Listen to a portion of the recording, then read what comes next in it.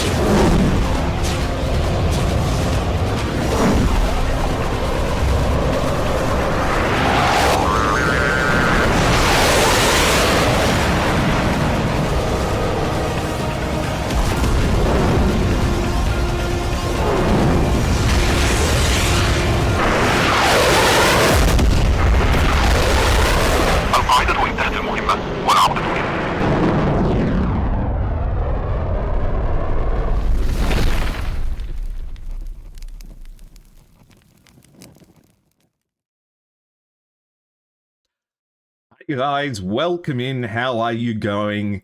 I hope you're all having a good day today. We are all set to go for today's SATAC match.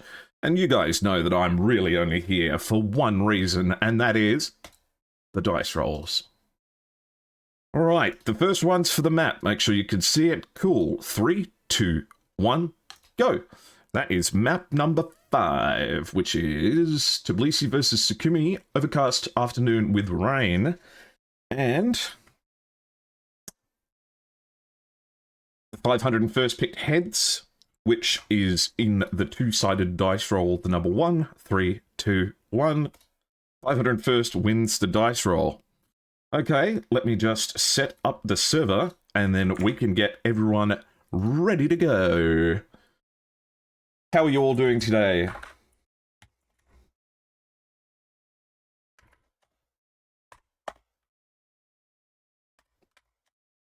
This server bot that they have for this is just spectacular. All of the help, AlphaGator, Special K, all that sort of thing. We have so much to... Whoopsies. Mission. Load. Run extensions. True. Mission. I just have to make sure I get this totally correct. Yes. All right. And the 501st aggressors are going to be picking the starting side. The Striegel in the trailer had its wing tanks and emerge. Yeah, well, who knows? My favorite part of the trailer is that it accurately represents how resistant to notching the R77 is. Which is to say, not at all. That thing will go for anything. Alright.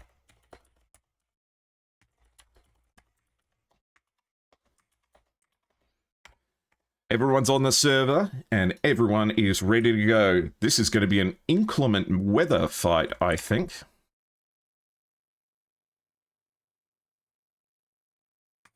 Let me run my last little bit checks. You think Maverick was real or something?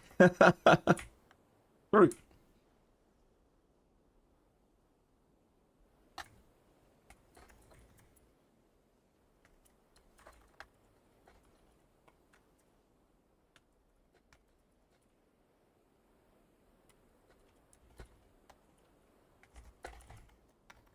Great.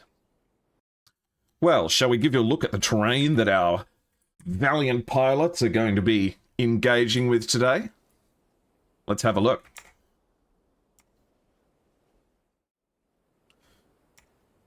Well, I'll make sure that my TAC view is all connected in the background as well.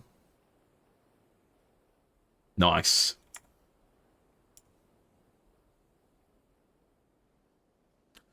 It's a foggy day. Overcast afternoon with rain. Tbilisi facing off against Sukhumi. This should be a classic matchup. There's been some good banter back and forth in the in-game chat while we've been getting everything ready.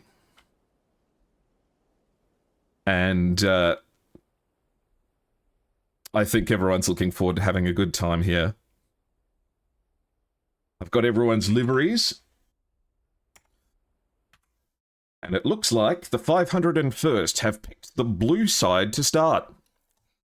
We have, leading the way, Altinaz, followed by Sparky, both in F-16s. And Boomerang, following behind, Johnny Bravo, Stingray, and then Tog, a fully F-16 loadout. With some lovely personalised liveries we'll get a chance to look at here.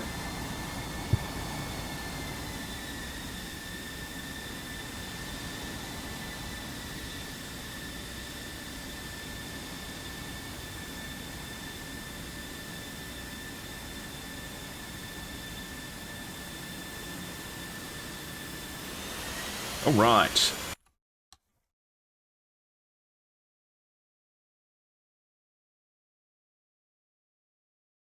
Meanwhile, for the blue arrows, we have Maverick.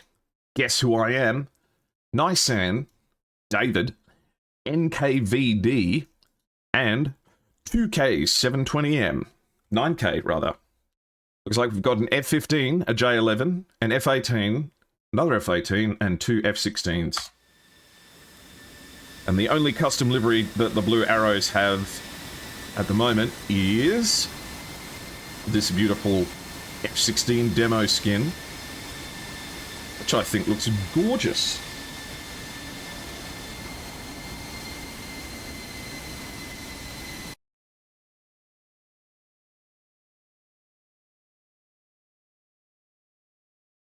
So,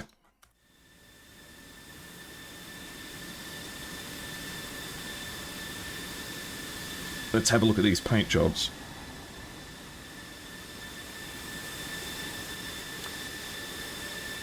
Looks like we've got Altinaz, who is both from Denmark and Italy. Then we have Sparky, who is from the Ivory Coast and Turkey. And then we have Stingray, the New Zealander, also from the Ivory Coast.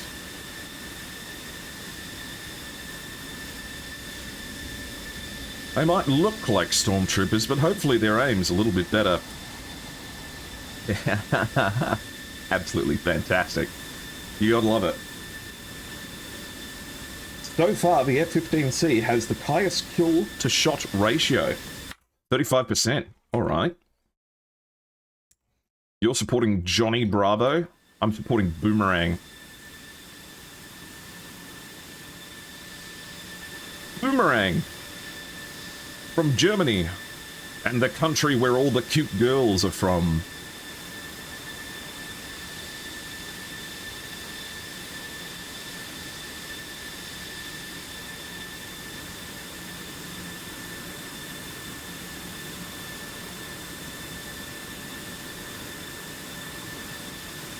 In fact, let's pull up some of those stats from AlphaGator.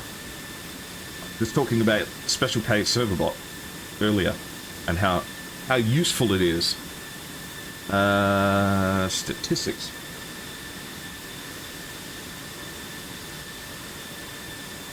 The F-15C. Oh, look, you're right. 35%. The JF-17, 28% after that.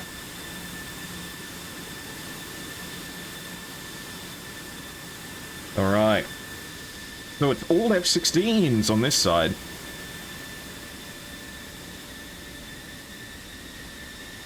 Why is the Germany flag upside down on the right? I don't know, actually. Maybe they're from both Germany and evil Germany.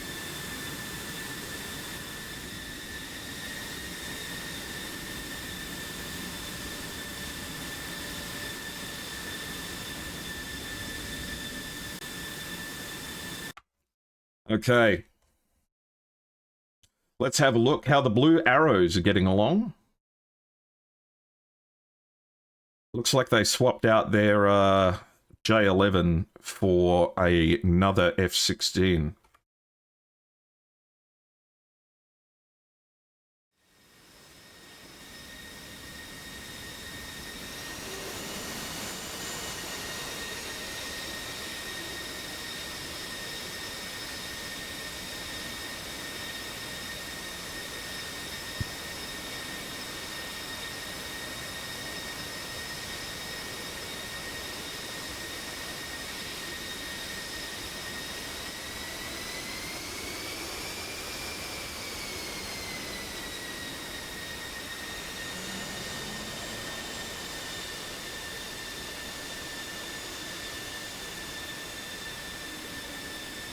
All right.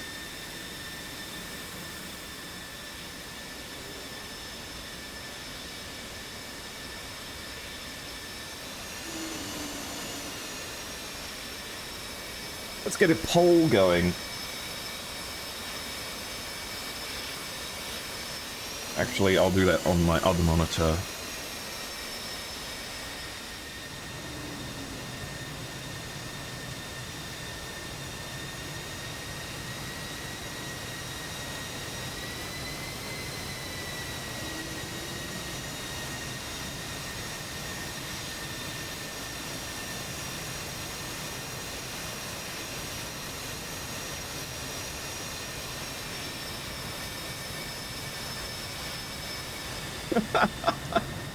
You could say that this is truly an air show.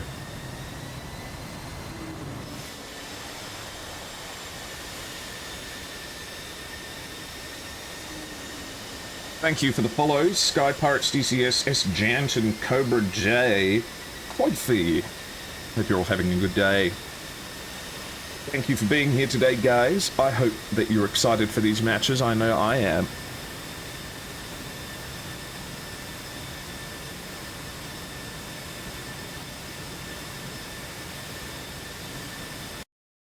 So, guess who I am? And David at the front. Maverick and Nisan behind them. 9K following behind, and then Dan Feng, the last one to taxi. Meanwhile, Johnny Bravo and Boomerang first off the rank for the 501st, followed by Sparky and Tog. Behind them, Altonas and Stingray.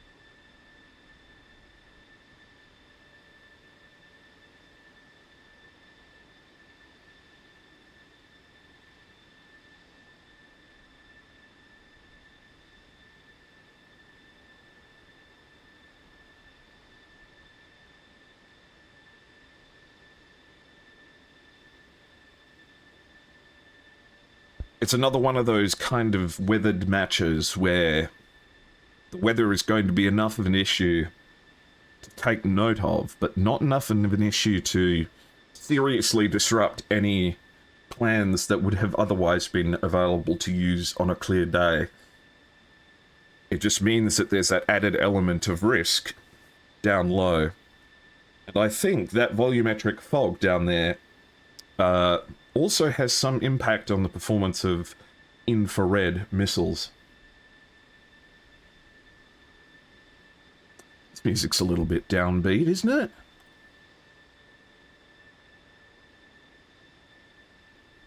Let's see. While we wait for the blue arrows. How are you guys going? Have you had a good weekend? What did you get up to?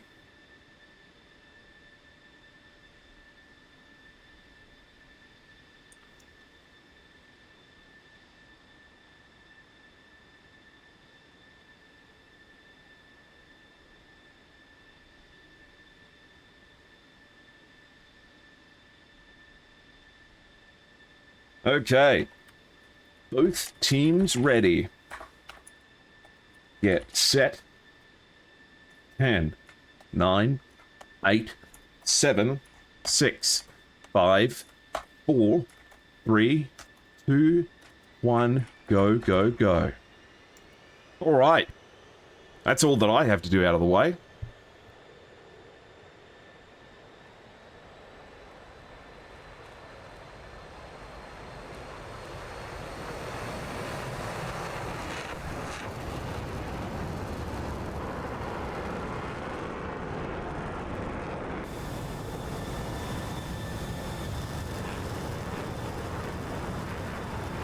And check out those exhausts. Looking gorgeous. They look like blasters. Okay. Altinez and Stingray, the first to go.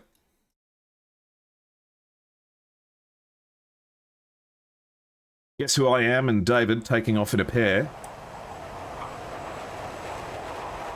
And look, it's an ECM pod on the wing again.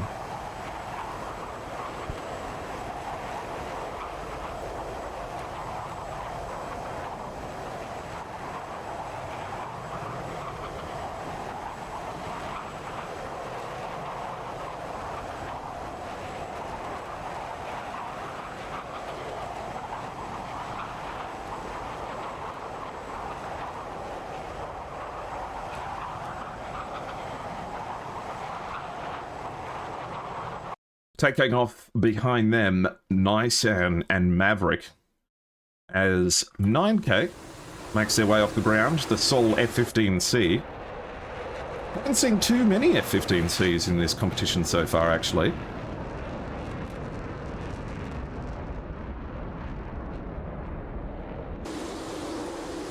And the last lonely member of the Blue Arrows makes their way down the runway.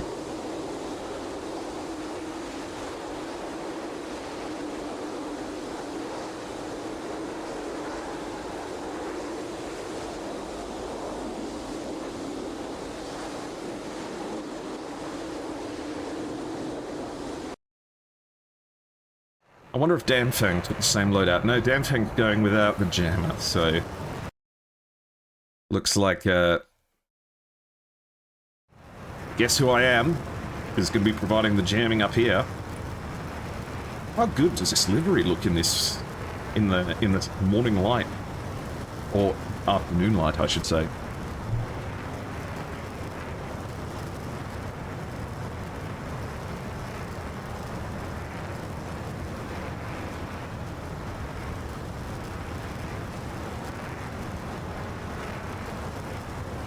You support the team with more Hornets? Well, that'll be the Blue Arrows, because the 501st are all in. F-16. And look at this battle line that they're forming. North to south, they are 20 nautical miles across at the moment. And it looks like Johnny Bravo, fan favourite, is cruising through the sky.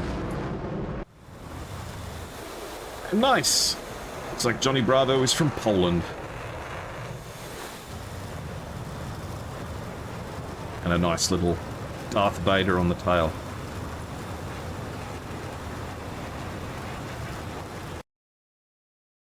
Okay. 20 nautical miles, Boomerang going south, Johnny Bravo going north.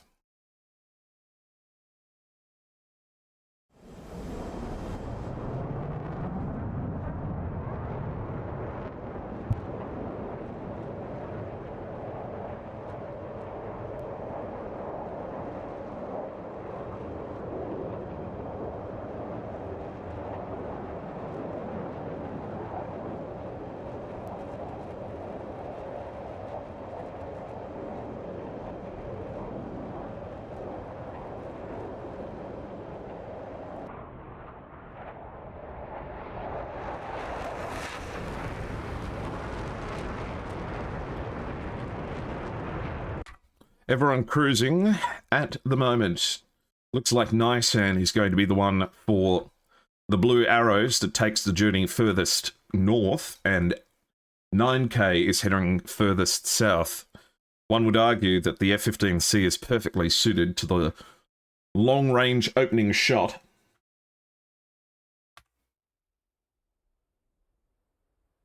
Hey. Hold on a minute. Where's the thingy?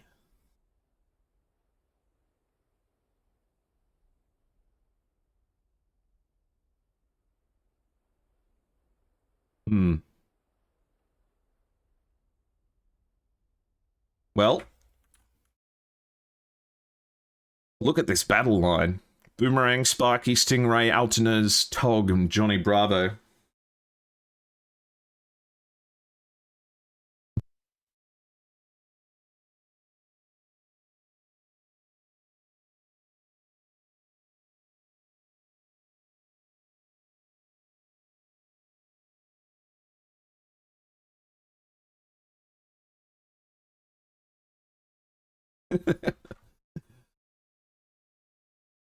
And you're right, they do kind of look like the exhausts of X-Wings, or I kind of thought it looked like looking down the barrel of a blaster rifle.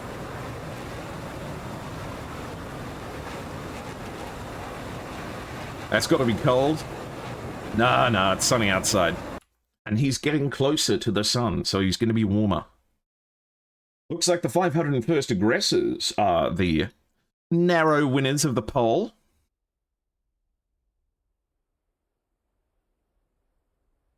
F-15Cs fly with no canopy because it lets them hear better. I mean, it always used to be a tactic in IL-2 great battles to deliberately leave your canopy open or rip your canopy off because there was no downside to not having one, and you could see better.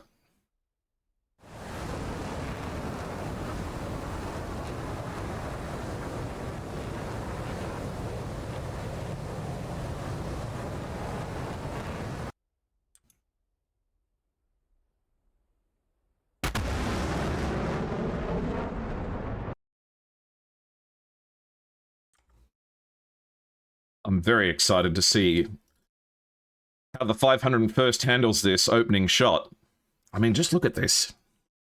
How cool is this? All evenly spaced from one another. Like a wall heading in for battle. Maverick is leading the way. That makes it look like he might be going for a shot.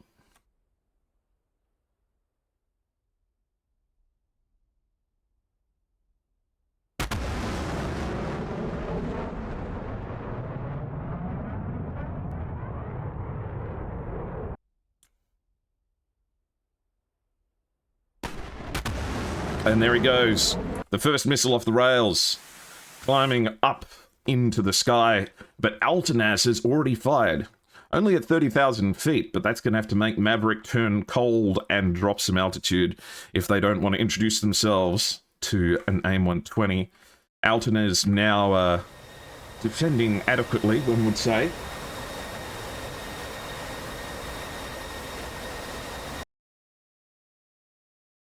The shooting range around about 35 nautical miles. Maverick, in fact, turning back in, seemingly confident that this 120 won't have the distance to make it. Still traveling 1,500 knots. But it's being pulled down into the thin air. Altanaz's missile also coming in with intent now.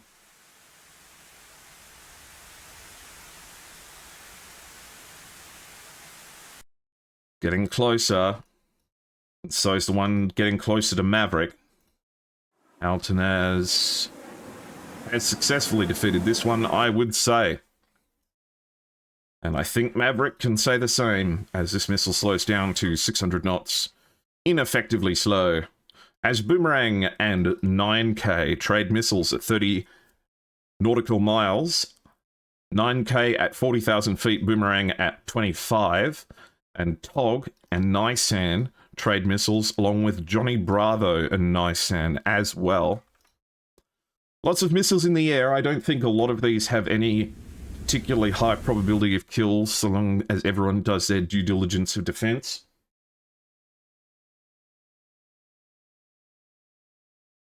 Tog is hopefully not getting complacent here. This missile's getting very close. Tog needs to pull some harder shapes than this. If it just keeps flying in a straight line, it might get him. Ugh, it's going to be close, but he gets away with it. Alright. Looks like the seeker head of that one gave up the ghost. Meanwhile, this 120, chasing down Sparky. Slowing down to 800 knots. This one should be able to be defeated just with your legs.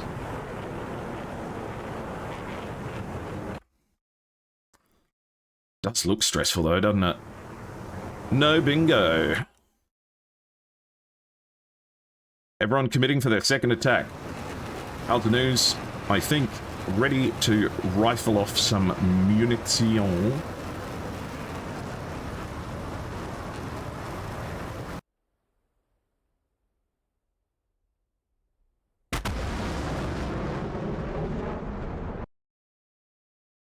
Closing with Maverick now. Actually quite close.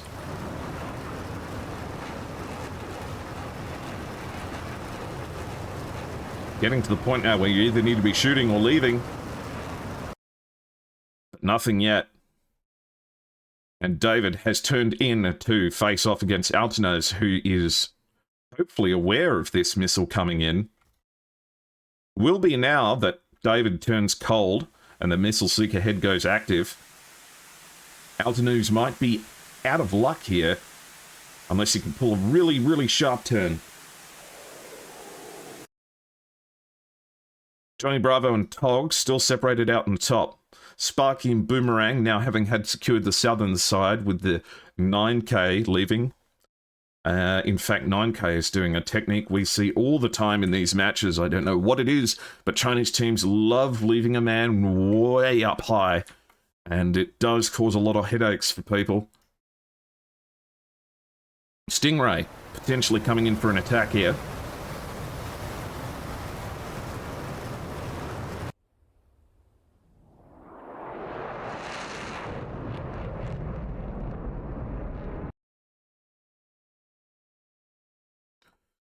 Looks like we've got a long-range shot against Johnny Bravo and Tog, but both of them are at below 10,000 feet.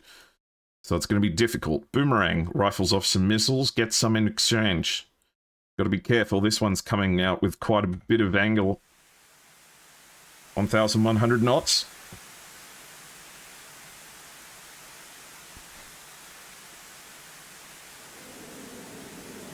Going to be close, but it looks like it's given up.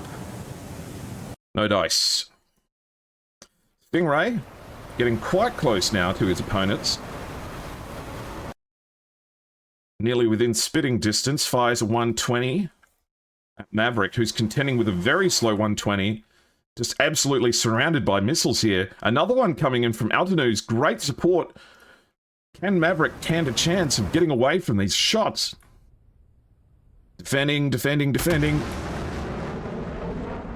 AIM 120's coming in all directions, but it looks like he's managed to get away with it.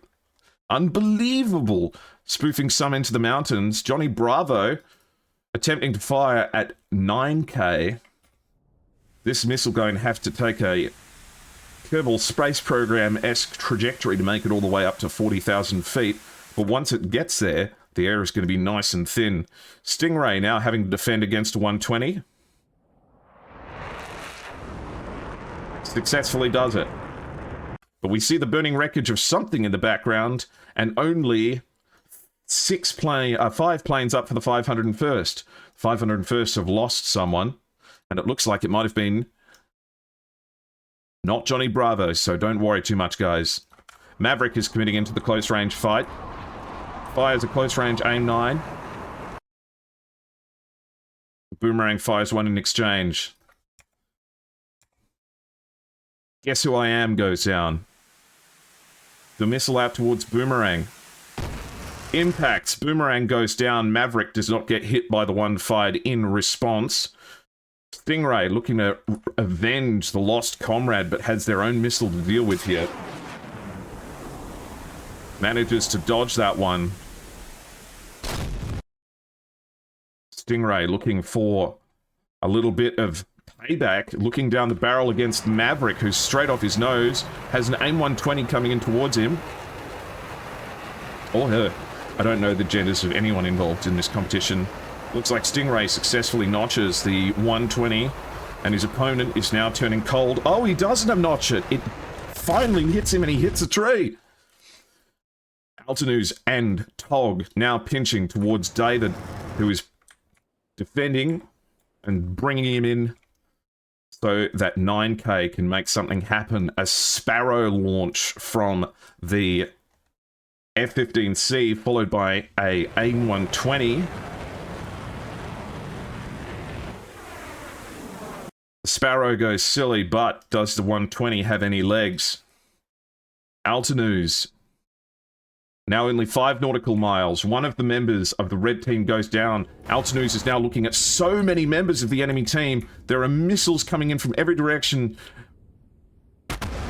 Somehow still alive, still surrounded by enemies, still missile trails everywhere. There are just... How are they getting away with this? There's 4 of them. Okay, Altanuz finally goes down. It's all on Johnny Bravo and Tog as all of the members of the Blue Arrows start to converge.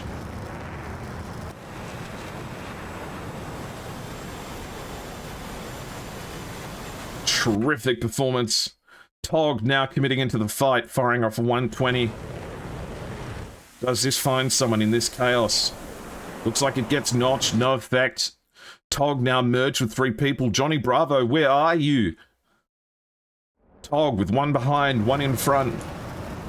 And only AIM-9s to work with. Fires off a missile, fires off another. And gets taken out in exchange. But do any of those AIM-9s actually connect? Who did he fire them at? Doesn't look like it was at anyone. Johnny Bravo. What's happening?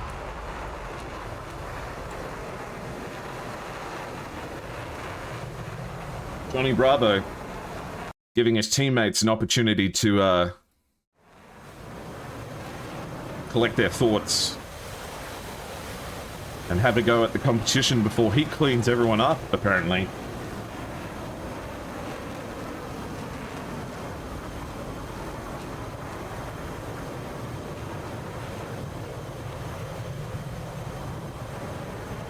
I know that lots of SATAC competitors practice in growling sidewinder. It's just it's a good place to practice defending against missiles.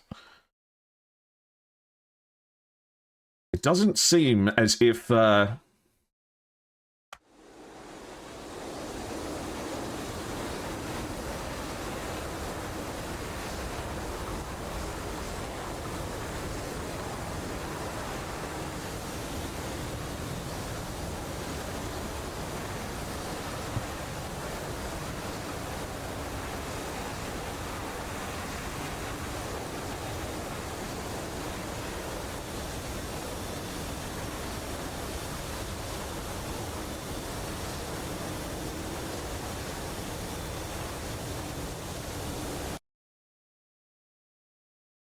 they're going to have to think about how to track down Johnny. Johnny hiding from EWR at the moment, but to what end?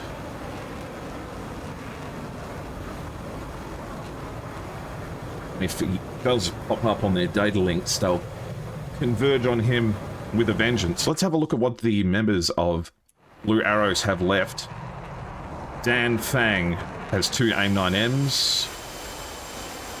Nisan, 1 AIM-9M. Maverick, 2 AIM-9Ms. 9K, 2 AIM-9Ms and 1 120.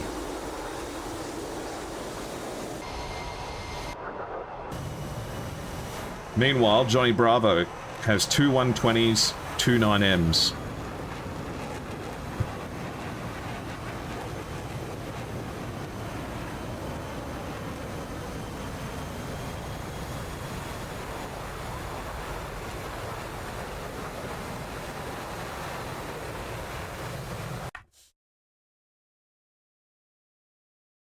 Looks like Nisan has been designated not to engage in the fight, either low on fuel or just their guy to get back to base. It does seem as if they have some knowledge that Johnny is in this area and they're seeking to track him down. Teams are more than welcome to conduct themselves however they like, and if you want to go for the fuel play or the hide play, you can.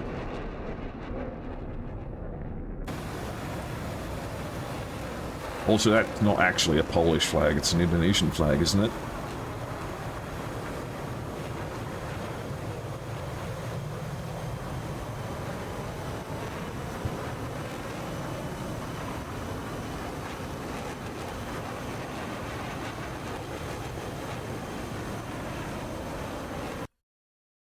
Johnny Bravo may be committing towards 9K now. In fact, is probably going to pop up on Datalink for just a second here once he crests this mountain.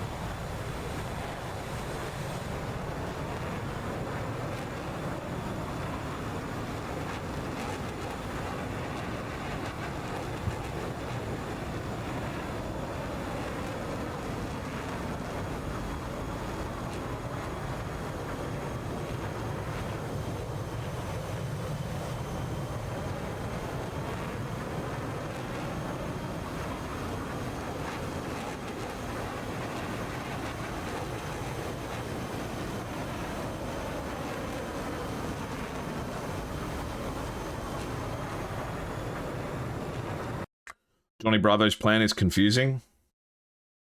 Who knows? It could be a number of things, you know. There might be something we don't know that we can't tell. Like, maybe Johnny Bravo's landing gear got damaged on takeoff and that's preventing him from firing some of his missiles. Or maybe he's having a control issue, or, you know, maybe there is something actually genuinely wrong here and this is the best way that he can cope with it. Or maybe it's a plan. Maybe he's so confident in the fact that he can lure them into this mountainous terrain here and win a series of 1v1s. Because that, truthfully, is probably a good plan. We've seen pilots like Starry Fox 9 in the past manage to turn matches around by doing not exactly this, but luring people into the Caucasus Mountains and dealing with them, you know, one by one. Which may end up happening if Johnny Bravo and 9K end up hitting against each other.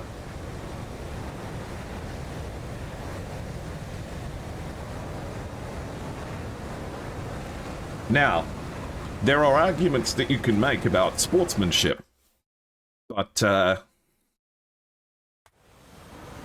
the same time, if it wins you a match, it wins you a match.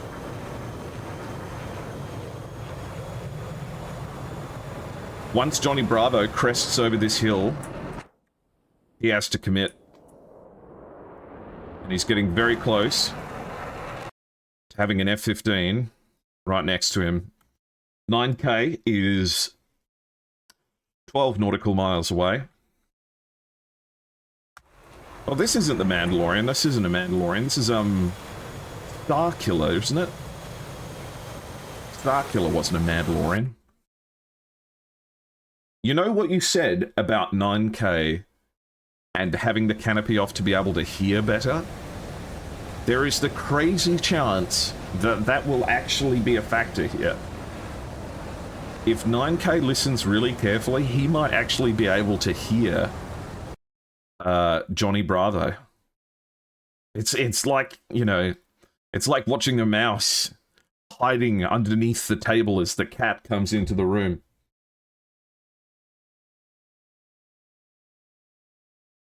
And they're coming down like a sweeping broom to flush Johnny Bravo out of his hiding hole. Can enemy EWR see Johnny Bravo in that gorge? Truthfully, I don't think it can. I think that with the E3 pointing this way, I think that the mountain is completely in the way. Okay, Johnny Bravo, I think, is realizing now that the jig is up. Hopefully 9K is communicating with his teammates and doesn't get spooked here when they come into view on his left and shoot at them.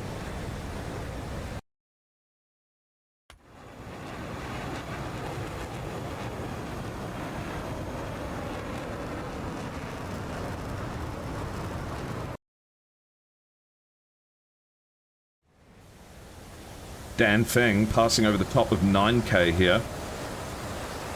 The noose is tightening.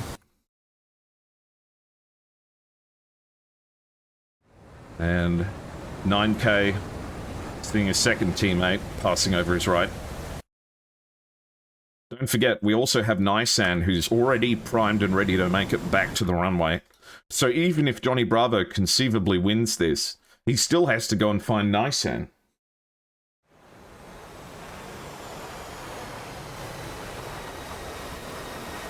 Yes, but the Flaming Cliffs aircraft have downsides in other regards. The F-15C, often criticized for its lack of data link. Johnny Bravo might realize he's in with a chance here. There's one hostile that's actually visible to him. But does he know? He's right there, just over his left shoulder. This is the first time they've actually been visual on each other. Meanwhile, Maverick is co-altitude with him and is pushing in. He will be one of the first to see him. They're going to crest. Oh, having your lights on, Maverick, is a bad idea at the moment because whoever sees whoever first is going to get this. That's right there. He's right there. Oh no, after all of that loitering around, for it to come down to this, they're not seeing him. They're completely merged, but they're just not seeing him. As a missile goes off the rails, who is this towards? Dan Feng, the worst possible target for this one.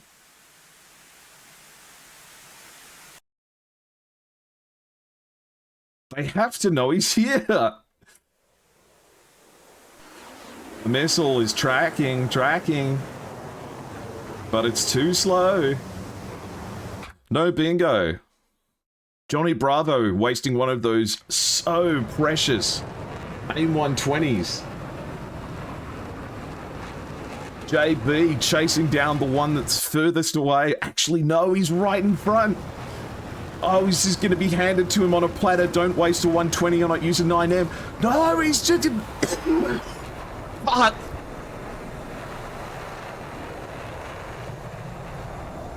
He's right there! He's right there! Turn around and shoot him!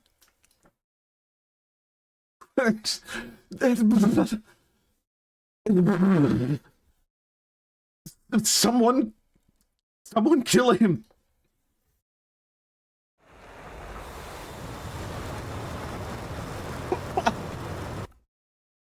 Johnny Bravo!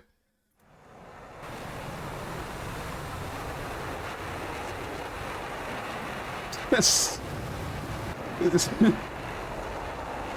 Incredible. Okay. Johnny Bravo returns to the Valley of Safety. Apparently in this specific valley of the Caucasus Mountains, you are rendered completely invisible to everyone. Johnny Bravo.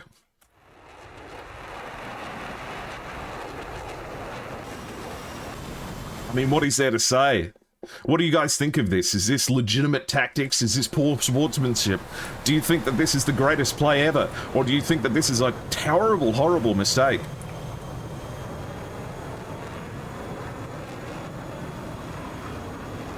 Everyone here playing with a mouse and keyboard on a 4x3 monitor. No track IR. Everyone's playing in VR with the original Oculus prototype. Classic 120 by 110 resolution.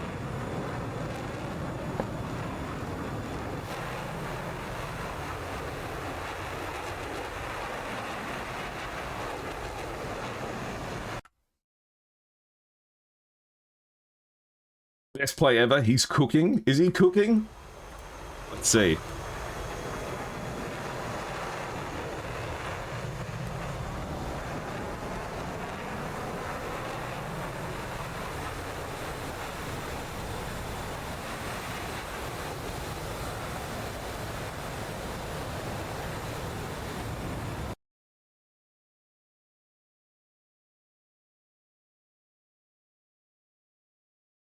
This absurd situation. They are all within 5 nautical miles of each other. Johnny Bravo is going to have one pass directly in front of him. No doubt neither one of them will see each other. He's there! Oh, he finds him! He launches a missile at him! It's the F-15 and he's caught unawares. The F-15 goes down! And he takes it out. That's one down, but that's all of his AMRAAMs. He's down to 2 Sidewinders. Dan Fang, it falls on you.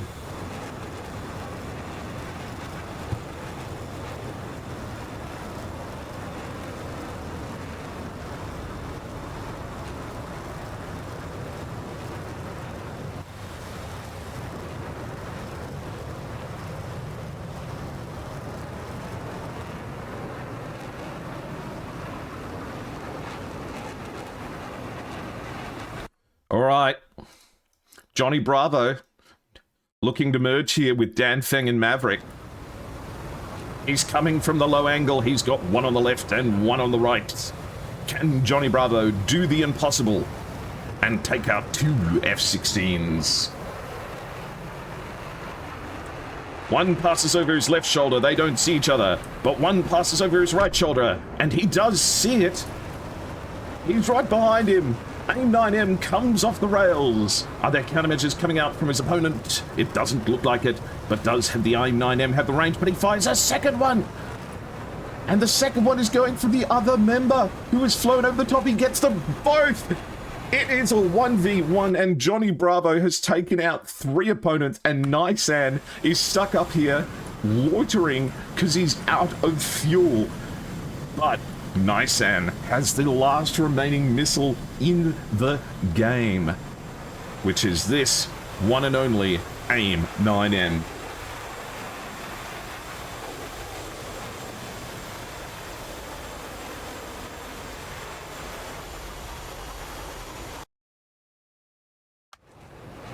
Johnny Bravo can no longer stay in his careful canyon.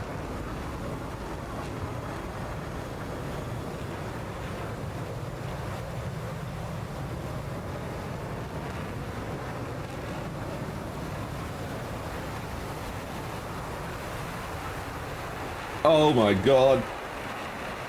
Oh my god, I need a drink of water, I need to lie down. I need someone to take care of me. 92% of you voted that he was cooking. You put your faith in Johnny Bravo. He paid you back. And Johnny Bravo is going to know where Nisan is because he's going to be on Datalink. But who's got the most plane juice left to use?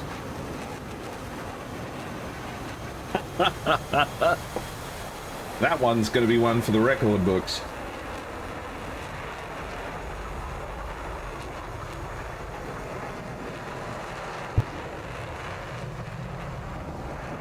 There are still planes active on both sides.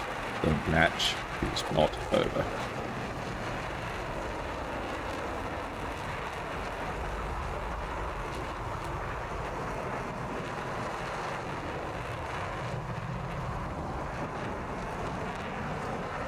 Well, I have snoozed the ad for 5 minutes. Hopefully this can find a conclusion before we get forced into the ad dimension.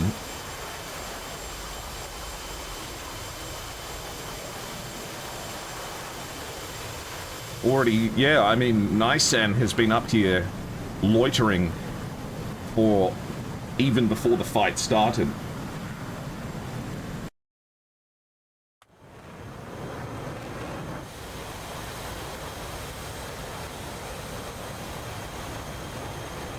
If Johnny Bravo is going for the fuel fight, he cannot stay this low. He has to gain altitude.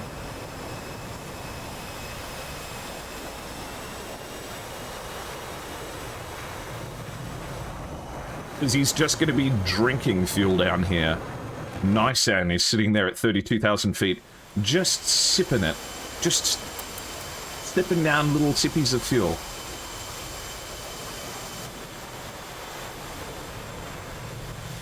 But it all depends on how low Nisan was. See, this is the problem. His fuel gauge isn't even on. But he's sitting up at 32,000 feet, so he's going to be using absolutely nothing at the moment. You have a feeling this might happen end in a draw? I have never seen a draw yet.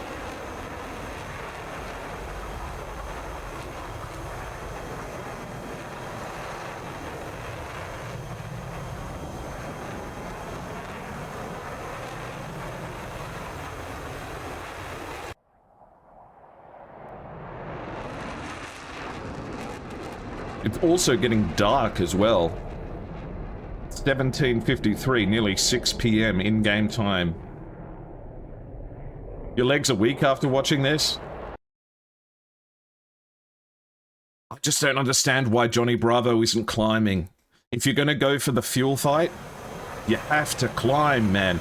And you know where the last remaining guy has to be. There's only one of them left, and you know where he has to be. Thank you for the subscription, Mustang. And thank you for all of the support to me. Didn't Starry end in a draw? That's right, actually, you're right. I had forgotten about that one.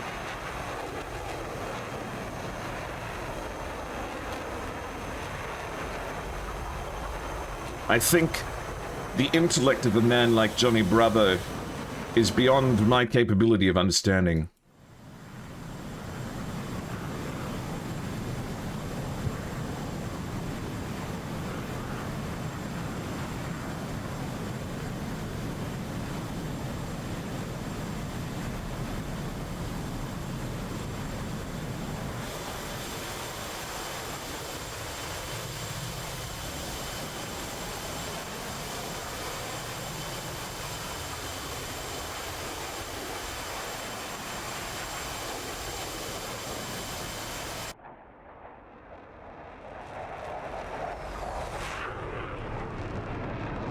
Most historical SATAC match. Well, the SATAC organizers are here. You can ask them whether or not this is against the rules. I think I can guess what they'll tell you. What is this music going on right now? Waltz of the Tornado.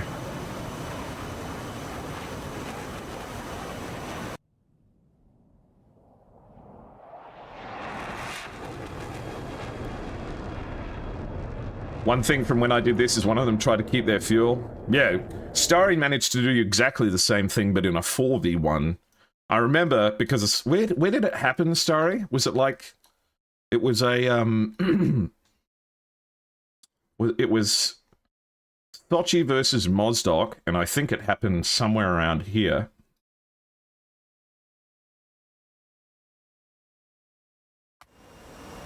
How long has it been?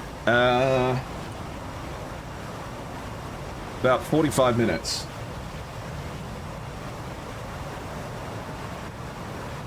Looks like Johnny's decided to climb.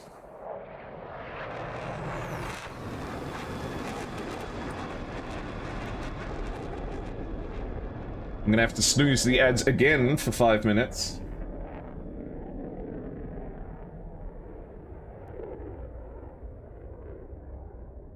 Starry wasn't in an F-15. Starry would never fly an F-15. Starry flies an F-18.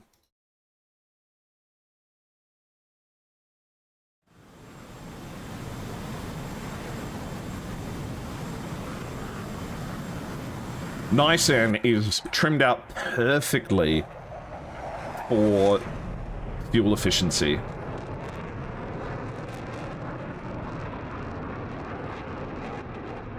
I'm so sorry if ads trigger it at bad time.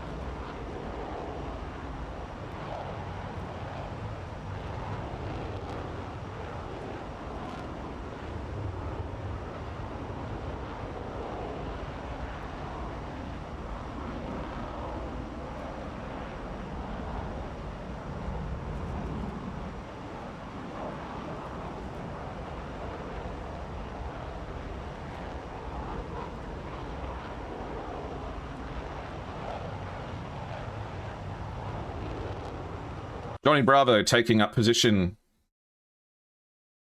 82 nautical miles away from each other. Nisan at 35,000 feet.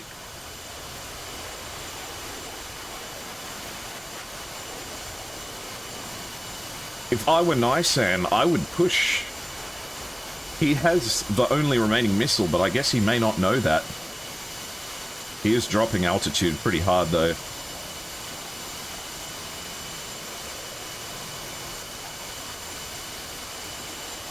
I think it's a field fight. I think both of them are committing to the highest possible endurance.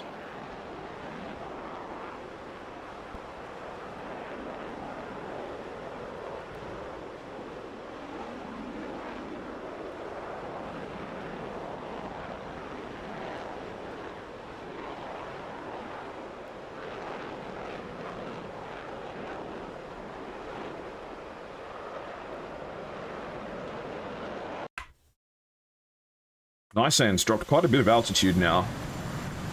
Must just be choking for fuel.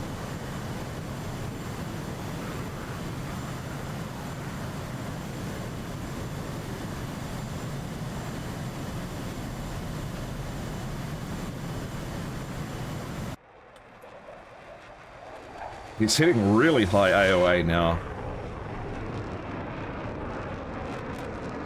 Really just on the edge of stalling up there.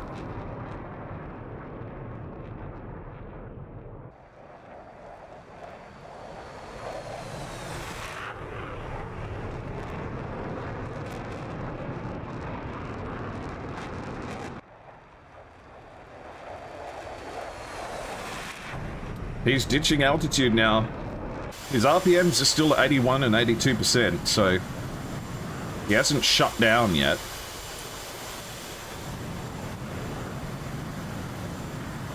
Let's see what Johnny's flight profile is looking like. 77%, which, what? It's just above idle.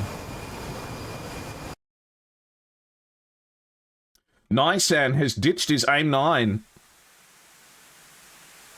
Is that his admission of he's out of it?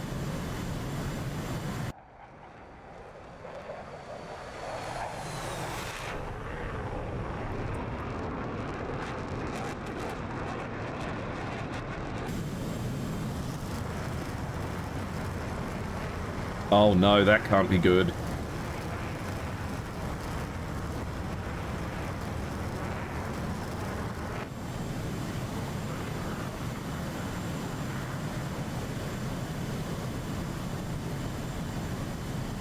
I mean, he could certainly try shutting down one engine.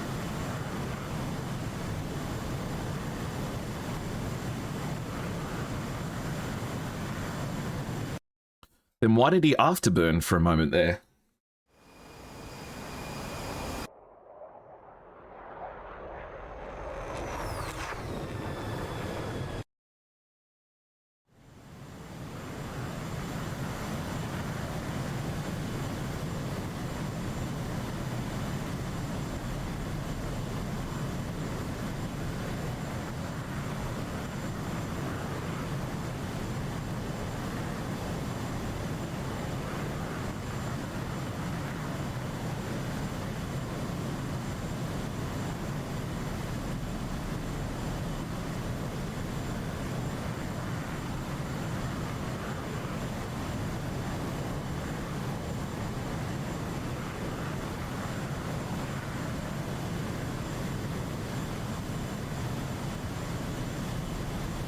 I mean, you Johnny supporters, you got me. I could have sworn Johnny Bravo had made a terrible mistake. But Johnny Bravo had everything in control. He knew exactly what he was doing. Johnny Bravo. Just an absolute madman.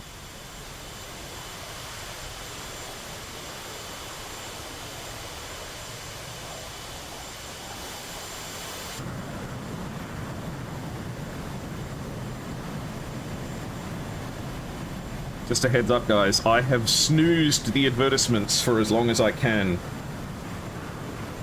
They may trigger randomly at any point. Hey Dino, welcome in.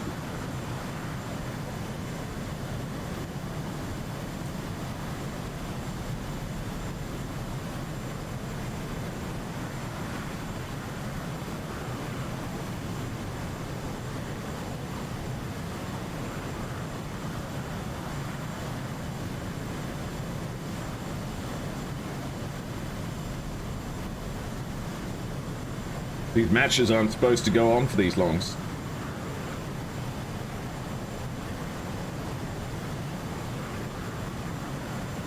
He's ditching his pylons now. How's Johnny going?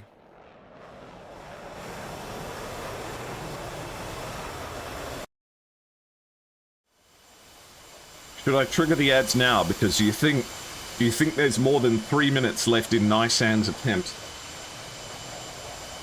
Or if someone feels like gifting 115 subs so we don't have to worry about it.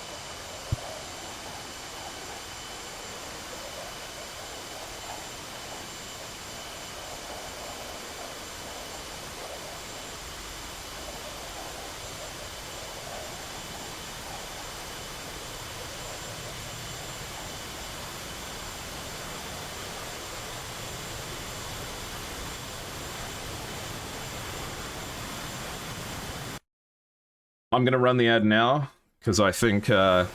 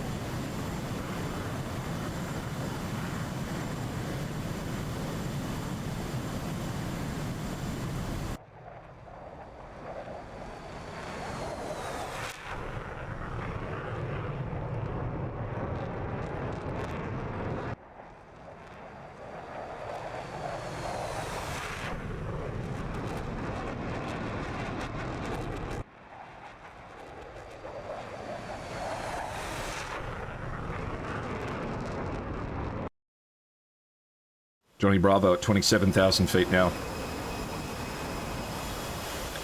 This is a test of airmanship. This is a test of how well you know your airframe.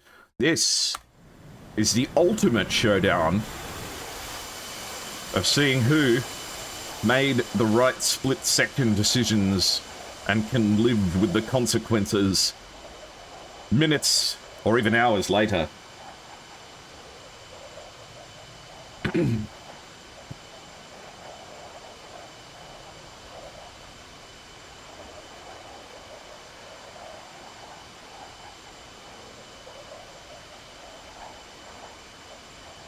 All we can guess about their fuel state is that their engines are still on, so they've got some.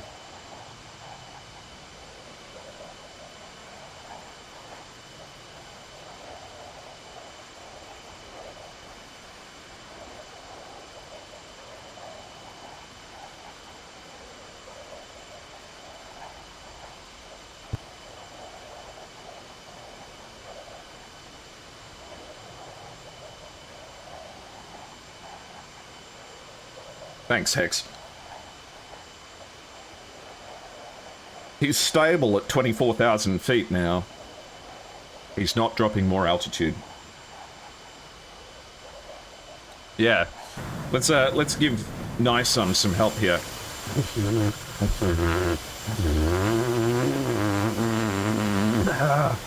Oh, okay, hopefully that turbocharges it for a second. Johnny Bravo. This livery now basically invisible.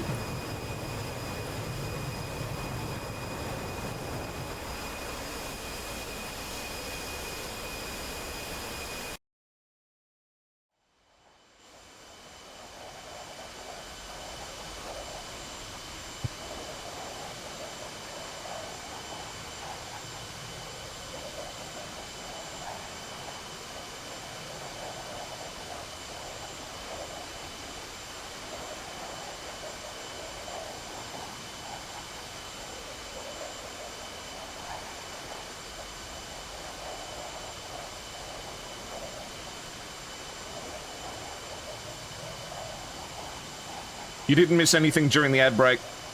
Nisan stayed stable at altitude. So did Johnny Bravo. It is exactly where it was 3 minutes ago.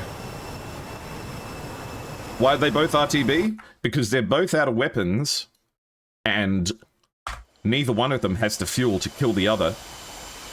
But the question is, can either one of them keep enough fuel to make it home?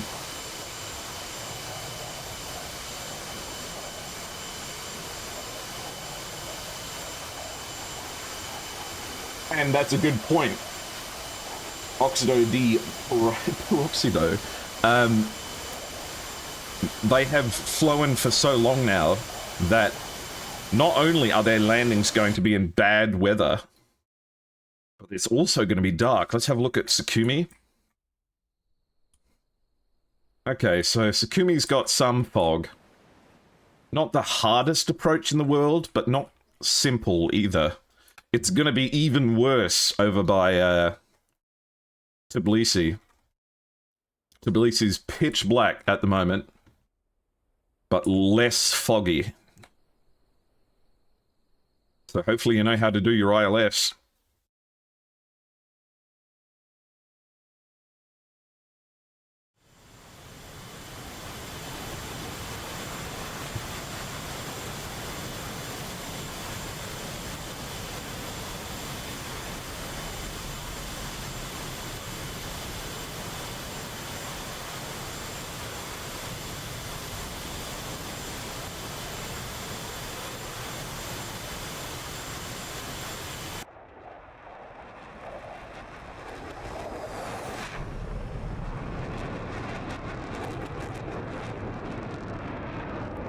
I don't think he has his lights on. I think that red flashing is just his master caution going off.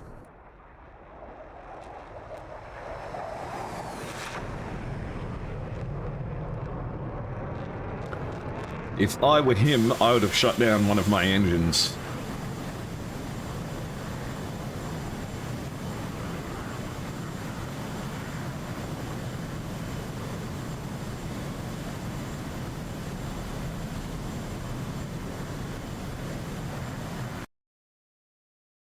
Johnny Bravo might be pushing now.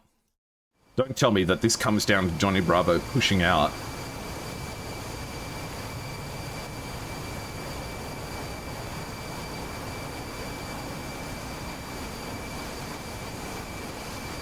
Oh, hell yeah, Jumblay, you got some Dexies? Let's go.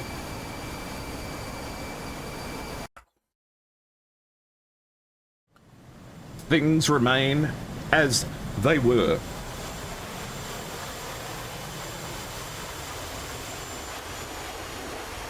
Uh-oh. That might be it. I think that's it.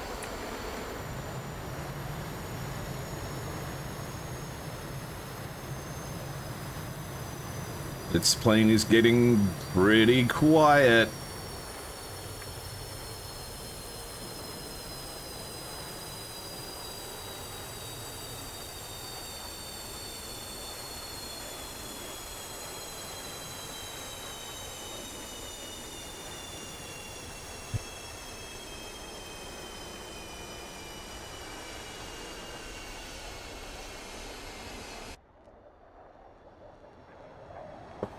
That is an F-18. That is 100% out of plane juice.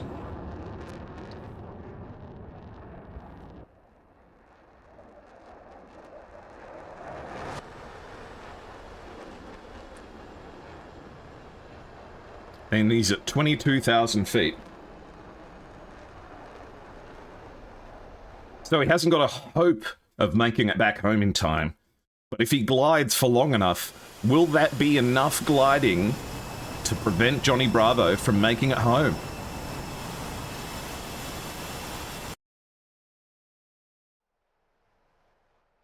Oh no. Doesn't look like the glide is happening.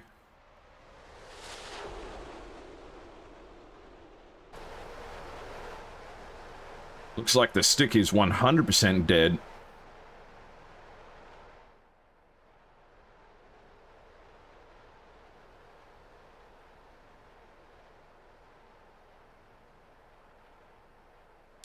$12,000 feet.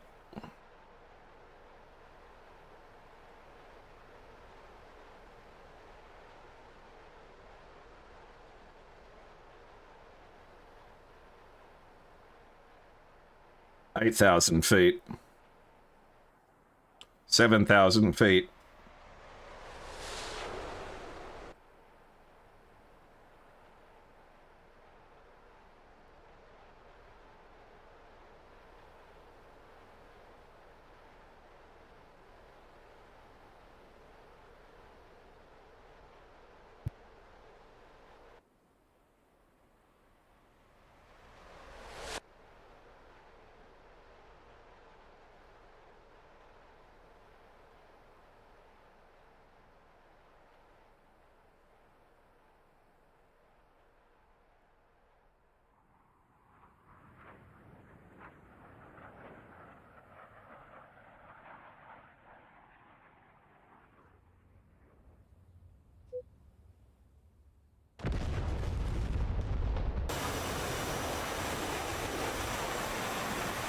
And Johnny Bravo wins the fuel fight. And he's got enough to afterburn. You're joking.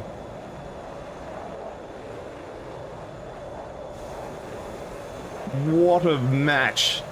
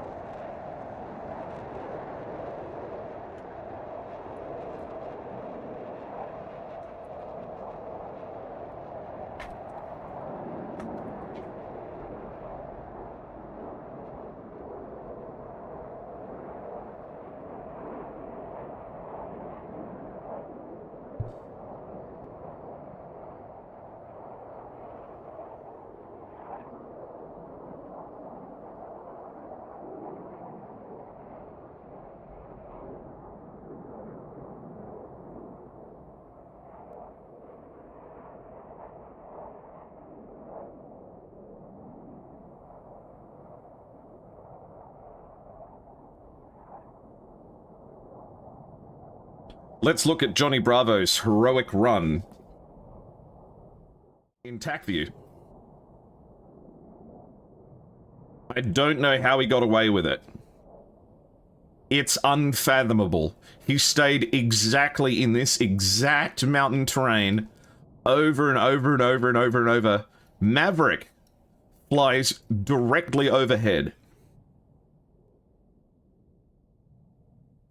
Doesn't see him.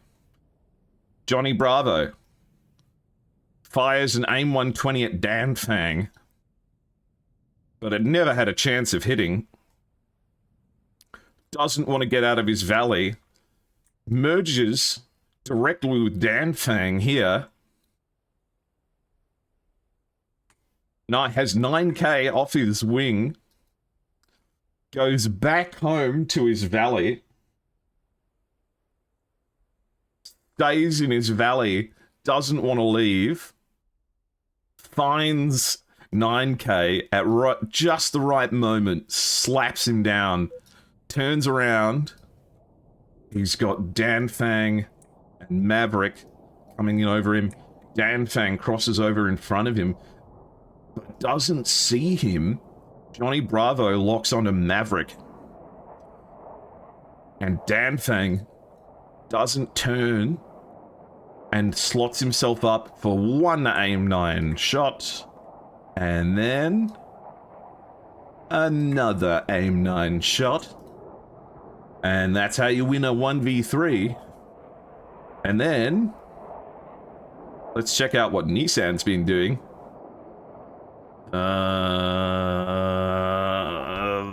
Bleh.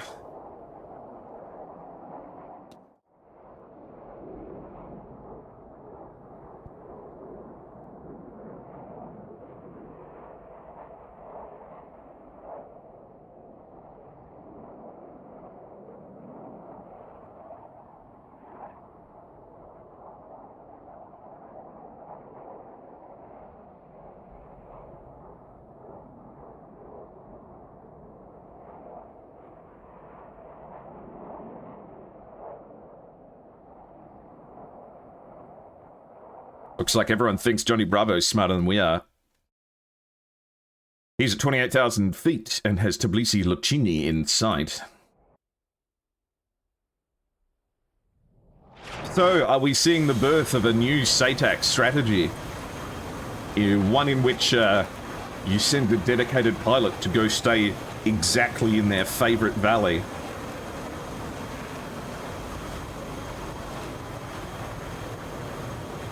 You don't have to fly above 10,000 feet if you don't want to.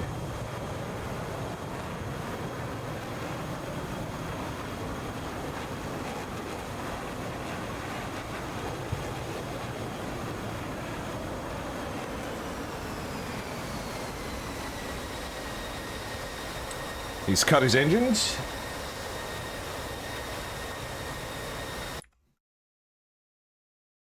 Hopefully the lights at Tbilisi have come on for him. Will we see him? Hopefully with his lights all on.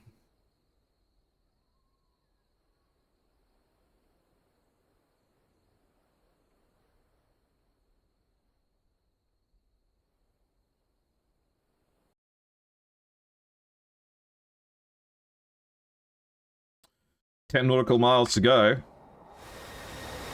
Or to have the airfield in sight. Just visible out in front.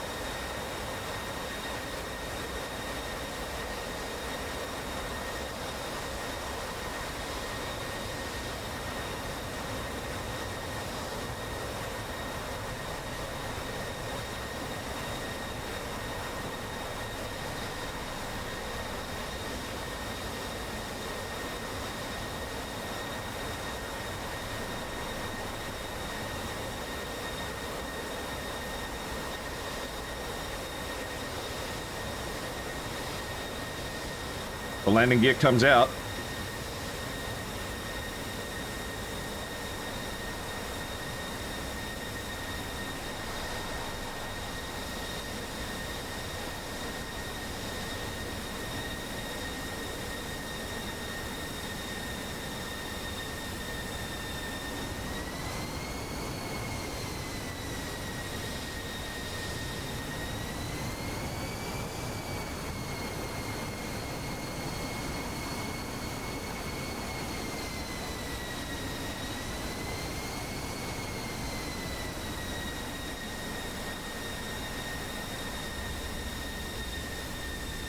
Ladies and gentlemen, the 501st aggressors take the first round in a 1v4 comeback. Let's get everything ready for round 2.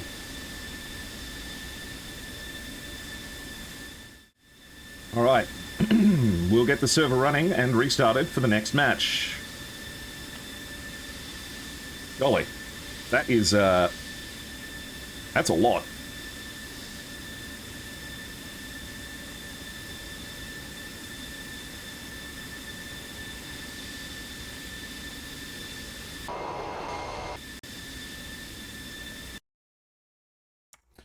Well, if you need to stand up, get yourself a drink, get yourself a snack, get yourself ready for the next round, we're going to prepare for round 2.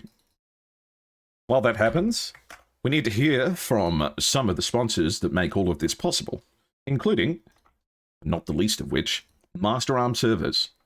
So if you'll give us a second to hear from the people who are helping us, please pay attention to Master Arm Servers. Running a dedicated DCS server can be complex, time-consuming, and expensive. And after all that effort, you still might not get the smooth, seamless experience you're looking for. That's why virtual pilots and virtual squadrons choose Master Arm as a ready for immediate use solution and for peak efficiency.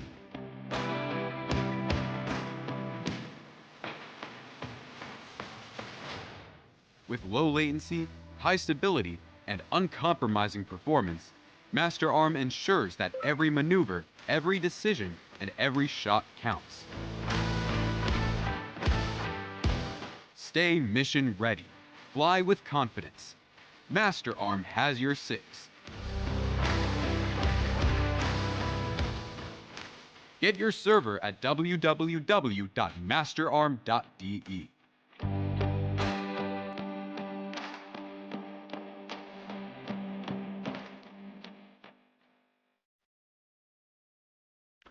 Okay, so we're going to go do a quick be right back so we can all just stand up and have a quick stretch. I encourage you to have one too. It'll go for 3 to 4 minutes or so, and there will be ads that play as well, just so that we can keep the longest possible barrier of ad-free viewing for the actual fight. So we'll be right back, guys, and take good care.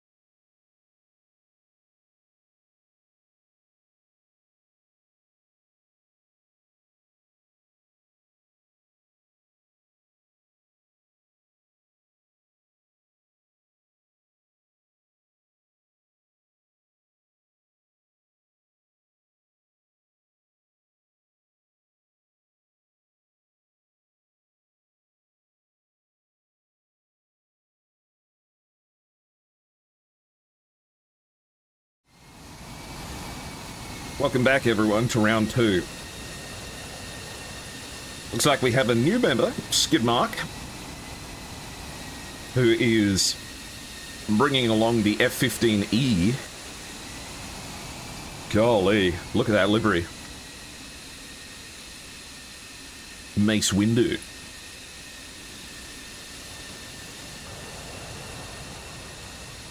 So, not all F-16s today. And where is the man of the moment? As I get my DCS stuck.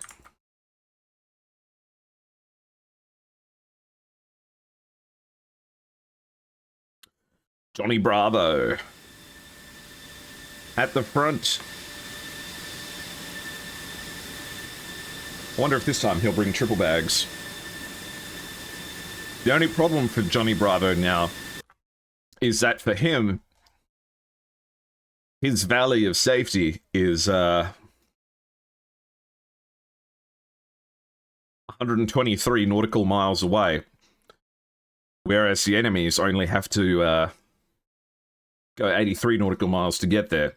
So Johnny is running the risk here of someone getting to his cave before he does. Is Wizzo human or AI? Let's see. It is AI.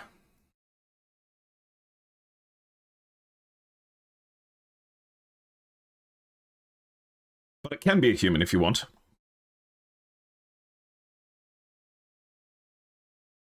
On the opposite side of the map, 9K in the F-15C, David in the F-18, Nisan in the F-18, Dan Fang, Guess Who I Am, and Maverick as well. 1, 2, 3, 4, 5, 6. We have 6 on both sides. That's good. That's good. That means that this will go smoothly.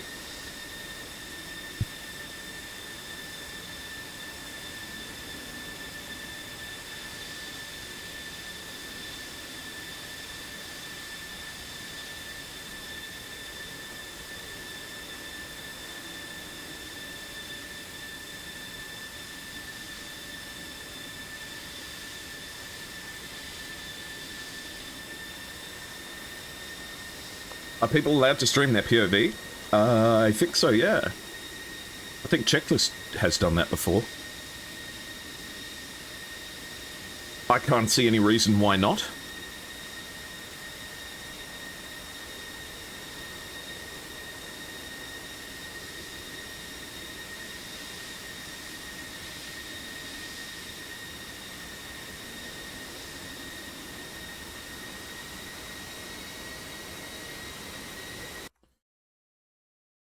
Everyone's taxiing their way.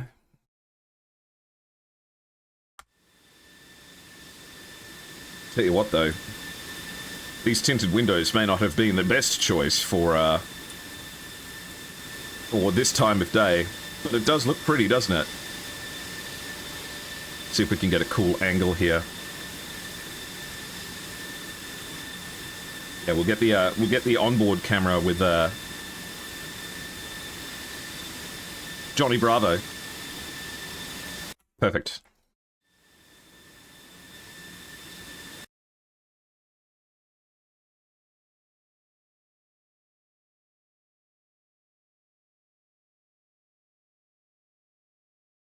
Yeah, this playlist has gone in an interesting direction, but I'm not inclined to stop it just yet.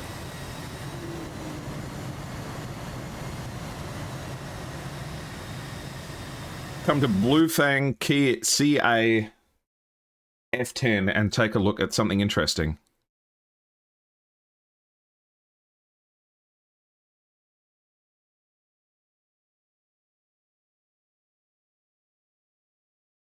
What, you mean, what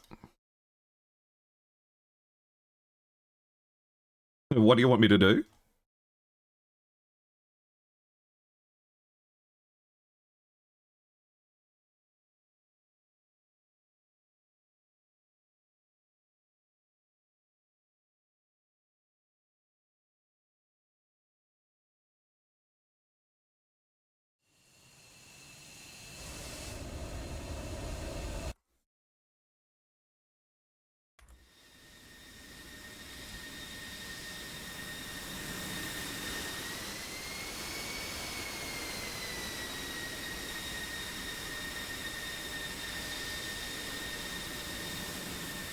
I'm wondering if there's an Easter egg on one of the skins or something like that.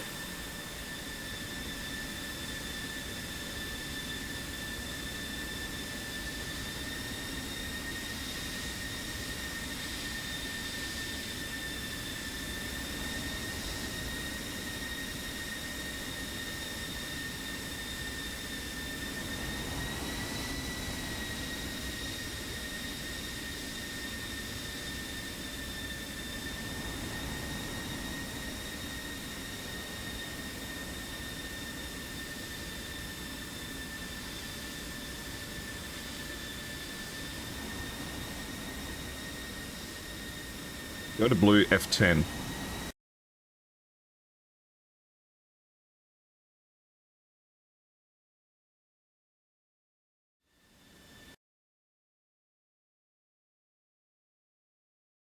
Okay, I'm in blue F10 now.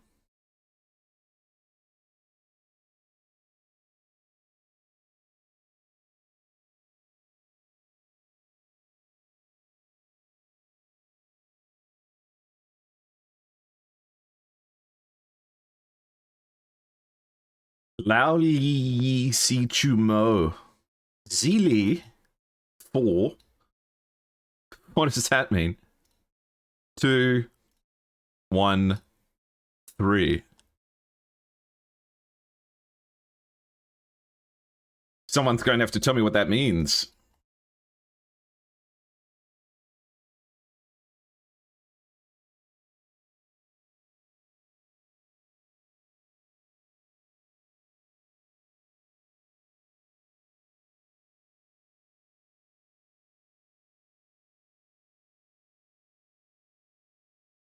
All right, let's get back in my spot.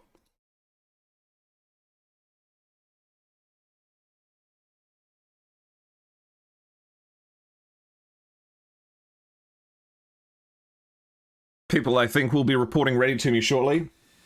Planning. I see, I see.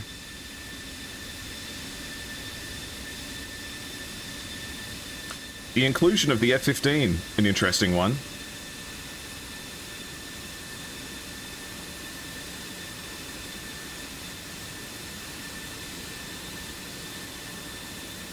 Let's chuck up a quick poll here. Right, Makasi was telling me.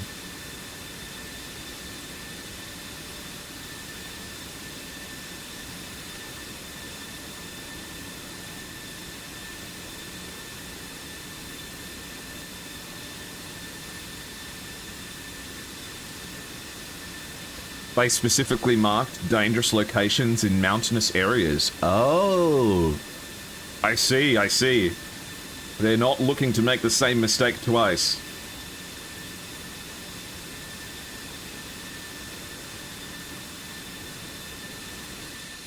Skid Mask just giving us the wigglies.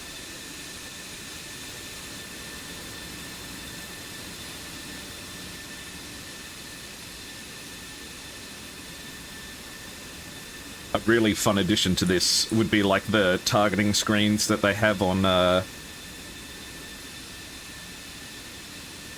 X-Wings and stuff like that.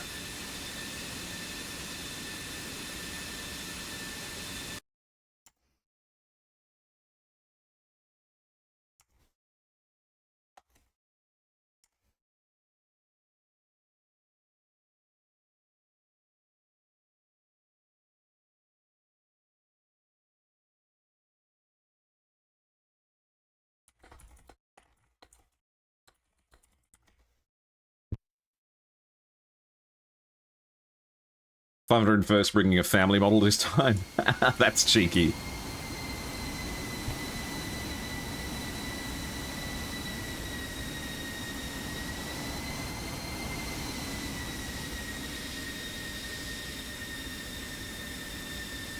Don't forget, guys, as we wind up for the next round, to interact with all of the links for the SATAC organization, which have, there we go. Don't forget to interact with all of links for SATAC. Don't forget that if you like my content too, you can hit that follow button down below. Watch me play DCS myself as well as following me on Twitter and all of the other places, just in case you need to get some air show up in you.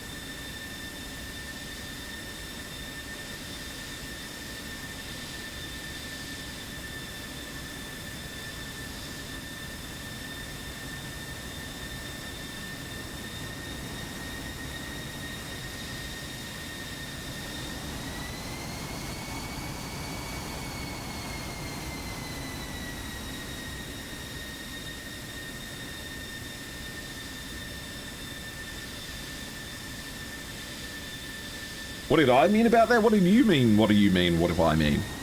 What do I mean? You mean? What do I mean?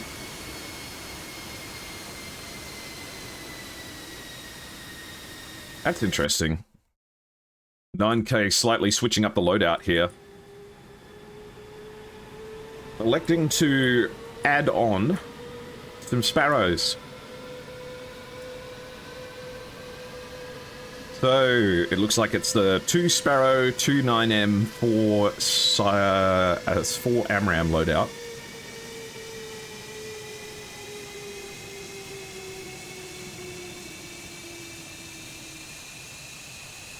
Lots of people have loads of different preferences for when it comes to their F6, their F15 loadouts.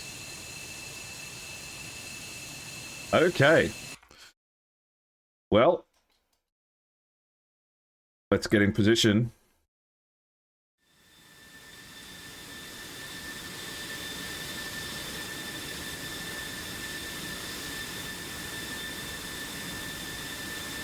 Nine, 8, 7, 6, 5, 4, 3, 2, 1, go, go, go. And we are on board with Johnny Bravo on his takeoff run.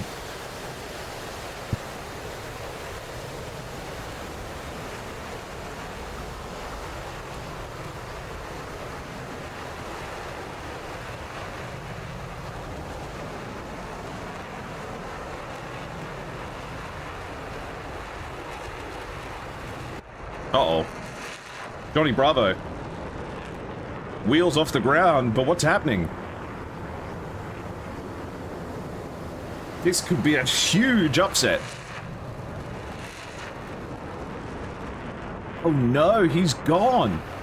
Johnny Bravo explodes after his wheels have left the ground at the worst possible moment. What's the benefit of a Sparrow? It's an extra missile. And you'll find that those are handy almost all of the time.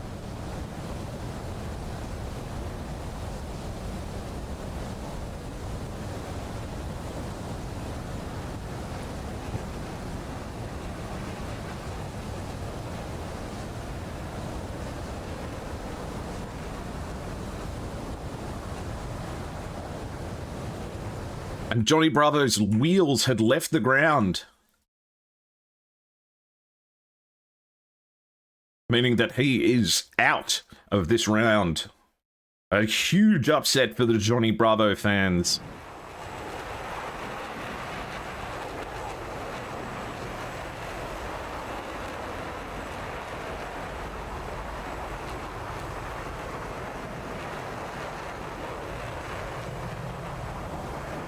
The Blue Arrows deploying electronic countermeasures to explode the internet belonging to Johnny Bravo.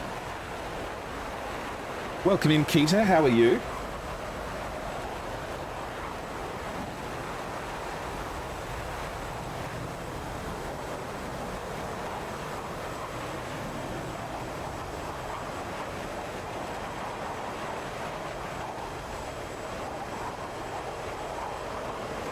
You're not watching this without Johnny Bravo?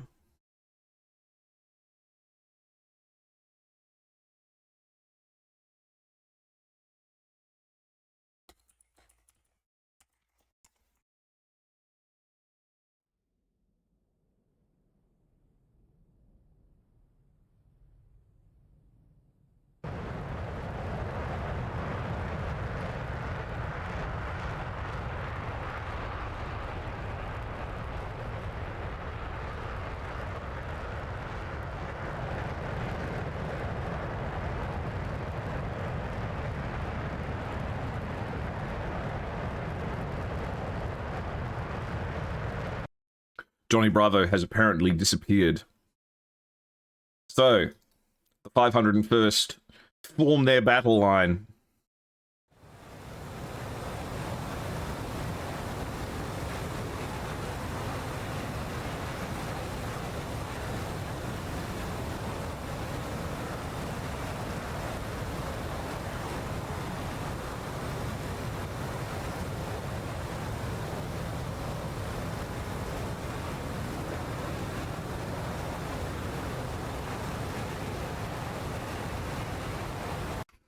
I did something unfortunate to myself with the match that I did yesterday. For one period of the stream, I looked at Cert's aircraft, which had a man wearing a hat that said, "Please be patient, I have autism." Yeah, so Cert's aircraft, I looked at the hat the guy was wearing, and it said, "Please be patient, I have autism." And then the thumbnail, you know, because it automatically picks a thumbnail, the thumbnail it decided to pick was just that zoomed in, extremely blurry, "Please be patient, I have autism." Looks like Maverick is leading the way again. He managed to get really close, actually, on the first round and fire off the first missiles.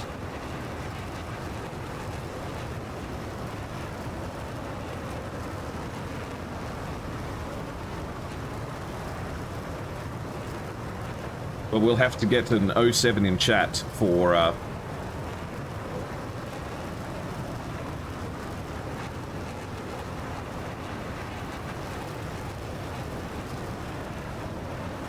Mr. Bravo.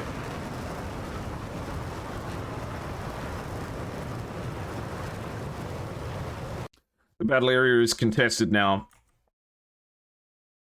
and everything is playing out largely similar to what it did in the last round. Of course, a man down for the 501st.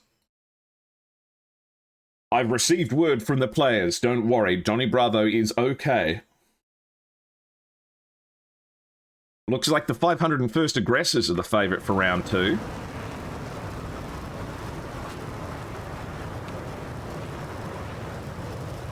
O7's in chat for Johnny Bravo.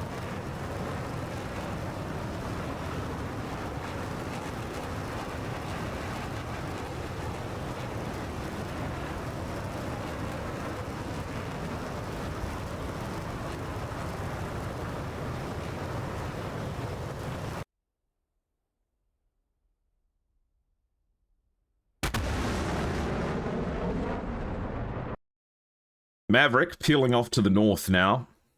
Maybe he's going to go to Johnny Bravo's secret tunnel. Danfang is up at 44,000 feet. It's about 71 nautical miles away. And Skidmark already launching a 120 towards Maverick at 60 nautical miles. An absolutely ginormous shot. The poll is wrong. You voted for what you voted for.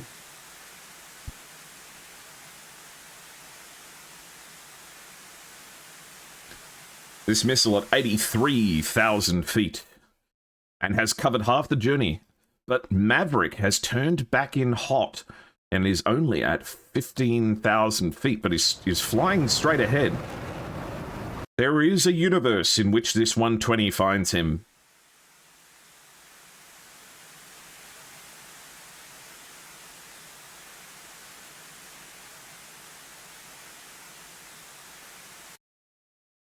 I think it found nothing. And Maverick now right down on the deck. I think out here to be a magnet for exactly what happened. To bait out the first missile shots. And Skidmark fires again a really long-range 120 shot. Is this at Dan Feng at 60 nautical miles again? Skidmark just absolutely firing off these 120s at bigly maximum range. Now taking a little bit of a nosedive. Boomerang and Clueless pushing around to the south. Skidmark's 120 heading out towards Dan Fang is not going to find anything up here. So some very, very ambitious AIM 120 shots that I don't think have any chance of hitting just yet. But they are managing to corral the blue arrows into a fairly central location. Boomerang Clueless actually turning cold now and departing the circle. Or at least getting to the edge of it. 9K in the F-15, charging along with altitude and speed. Not worried about the fact that it is cold up here.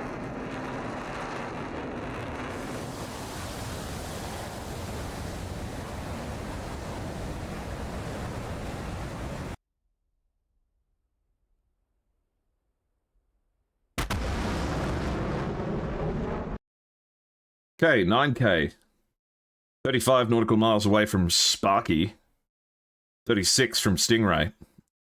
But Stingray and Sparky are very low, and Skidmark is 40 nautical miles at 34,000 feet. I reckon he's going to go for a shot.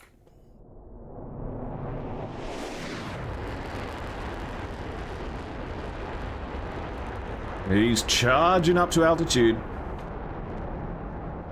Not feeling like shooting, though.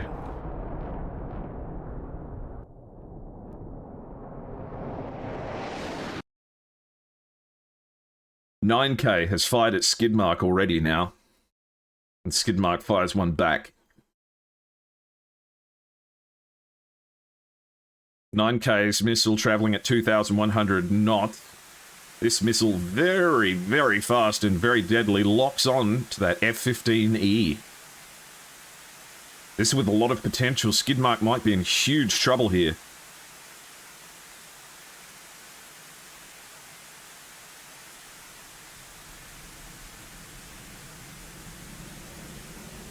Skidmark dips down into the clouds. Won't do a thing against this radar. Seek ahead. Impact. Skidmark gets hit. But is... okay. Getting very lucky there. Desync missile. Weapon failure. 9K absolutely robbed of that kill there. A 17 nautical mile shot from Sparky towards Guess Who I Am, who fires a 120 at Skidmark at 16 nautical miles from 26,000 feet. This missile will have potential.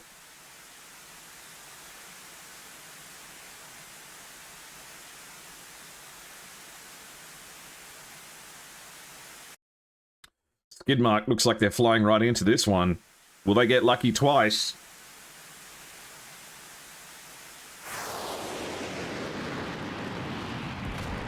Impact. Skidmark does not get lucky a second time.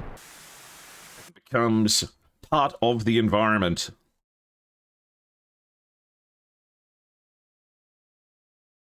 Everybody gets one. Boomerang and Clueless crawling around down here at low altitude, as Maverick is chasing them down at 1,000 feet.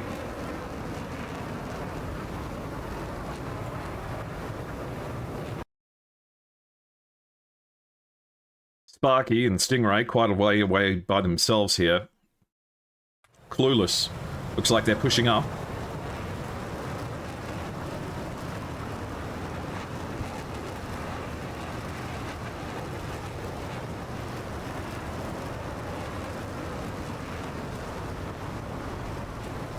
Clueless climbs up just long enough to get a missile shot off. But is it going towards Maverick, or is it going towards Guess Who I Am? David and Stingray are now facing off against each other. 9K doing the thing that he did last round, staying up at altitude. Hopefully that doesn't cause him to miss anything that's going on. The shot from Clueless was going towards Guess Who I Am, and actually may catch him a little bit higher than altitude than he wanted to be. Missile is tracking, but Guess Who I Am has turned ice cold and is ditching all the speed and altitude that he can to get away from it, and I think will successfully defeat that missile. This missile fight at Clueless, I think, has not much chance unless Clueless turns around and flies straight into it. David and Stingray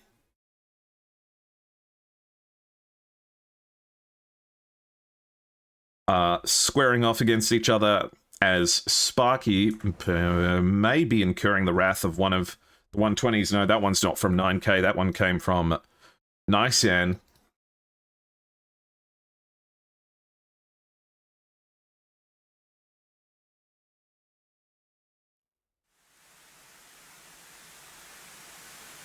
This missile has Sparky to contend with. Sparky defending ultra hard here. Straight down in a full burn dive. Meanwhile, the 120s fight in response. Is this one going up to meet? No, it is. It's actually going for 9K, but not going to have the legs to get it. This other missile that was chasing down Sparky, no effect. 120's changed in both directions. Hopefully Dan Feng has not just accidentally fired on Maverick there. A strange 20 nautical mile shot there. I don't think that would have been anywhere near within parameters, so maybe that's just a sneak shot to try and get them to fly into it. Boomerang turning in now on Maverick, who is flying at treetop level.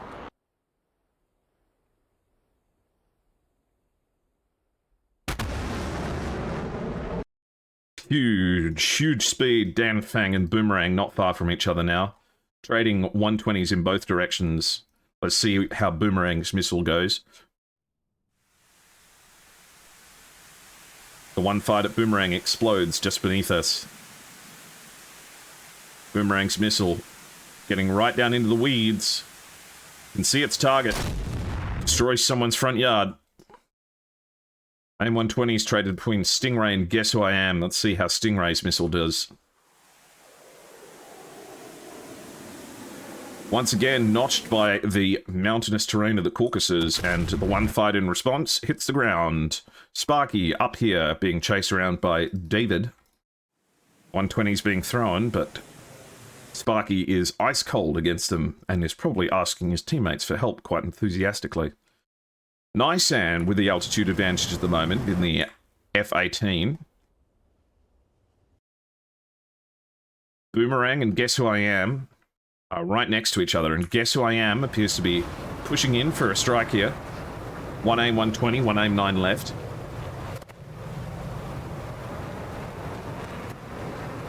There's many Chinese players having to play with the VPN as well. Does make connection occasionally a little bit trickier than it is for other people.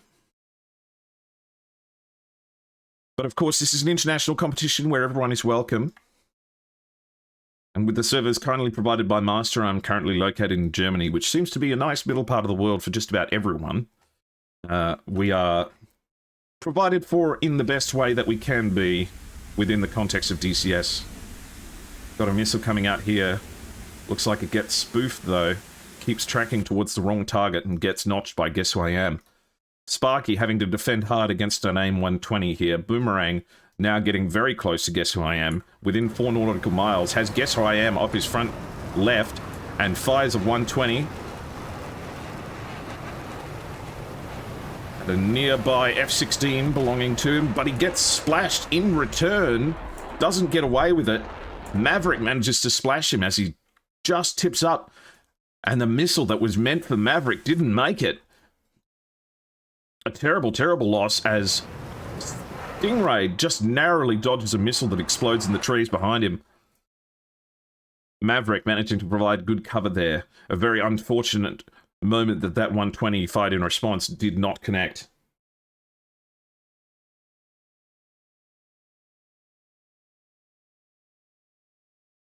Maverick's pushing hard now. Still with 4 missiles to work with.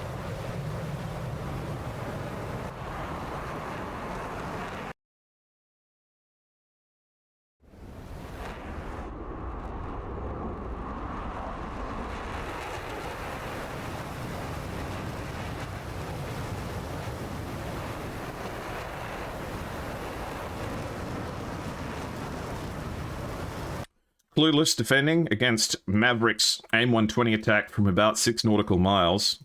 It's quite a long-range shot here. I don't think that one will have the legs.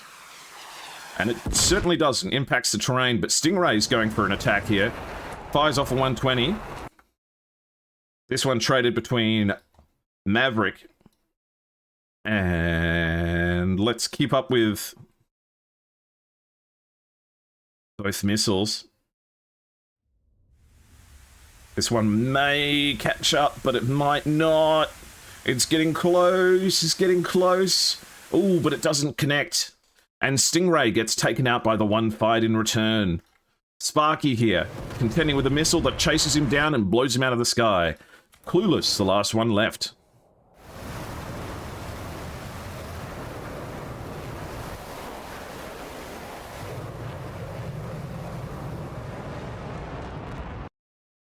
So Clueless flying now, surrounded by 1, 2, 3, 4, 5, 6, every member of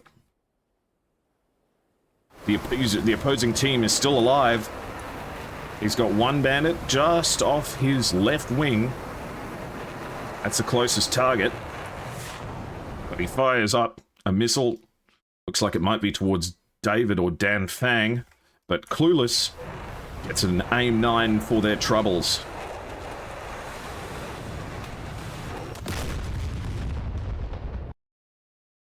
And now it falls upon the members of Blue Arrows to make their way back home. After a potentially victorious second round, assuming someone can make it home.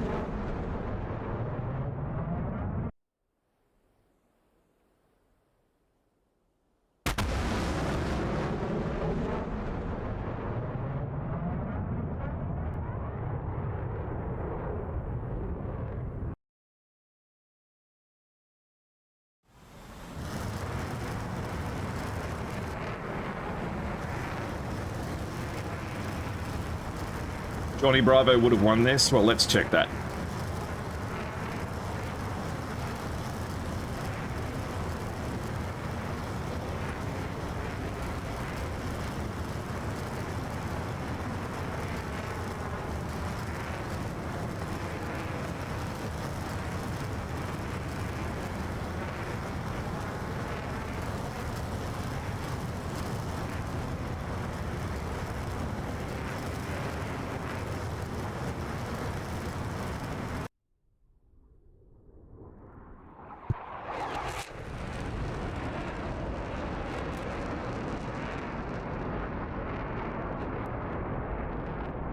Let's have a look at the TAC view. Just catch up on some of the stuff we missed.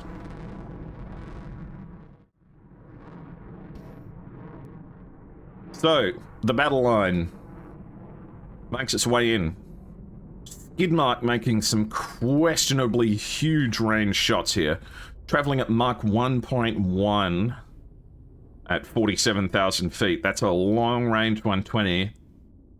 And it does have some potential. It does arrive at its destination at about 2.4 Mach, but just has no hope of finding Maverick. Did not get radar data for long enough. And then Skidmark fires another one, really long range. That one's going towards Dan Fang, but Dan Fang was already defending against it, so it was a very, very low PK shot. This one towards 9K as well.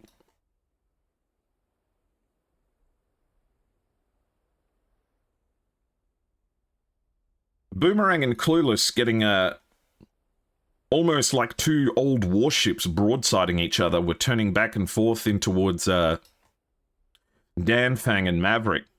And it kind of fell down to who was better at notching missiles. And certainly the Blue Arrows made their point clear.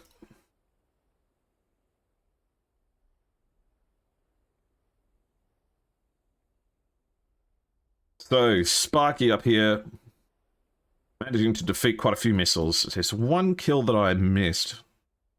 Skidmark. Skidmark, I think, just a little bit too high in the air. Guess who I am? Fires at him from 22 nautical miles, and that is definitely something like something he could have evaded, but too late. The turn away just happened a little bit too long away. Sparky getting harassed constantly up here, having to go on very, very long defensive sweeps.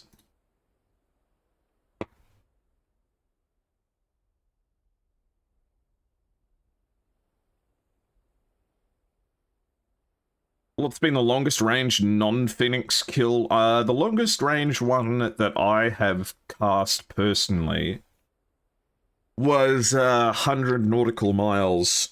It was on the Persian Gulf over the ocean, and F-15C fired a AMRAAM that went up to 100,000 feet. And you see, look at Stingray. Outrageous.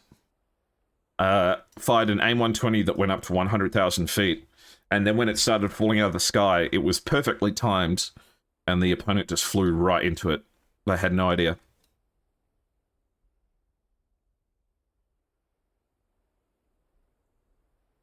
I think it was, I can't remember if it was InSky or someone else who did that, or if it was the 343rd. No, it wouldn't be the 343rd because they don't bring F-15s usually. Sparky runs out of luck, spending half the game running away from missiles,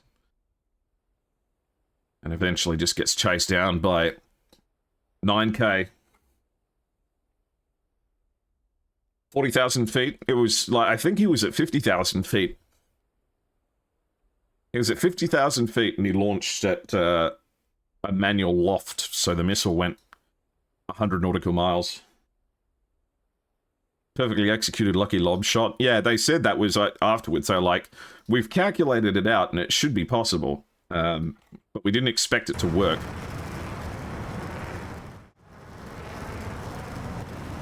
Good news, everyone. Johnny Bravo has reconnected to the server. As Nysam finally gets to make the landing that they didn't get to do in the last round.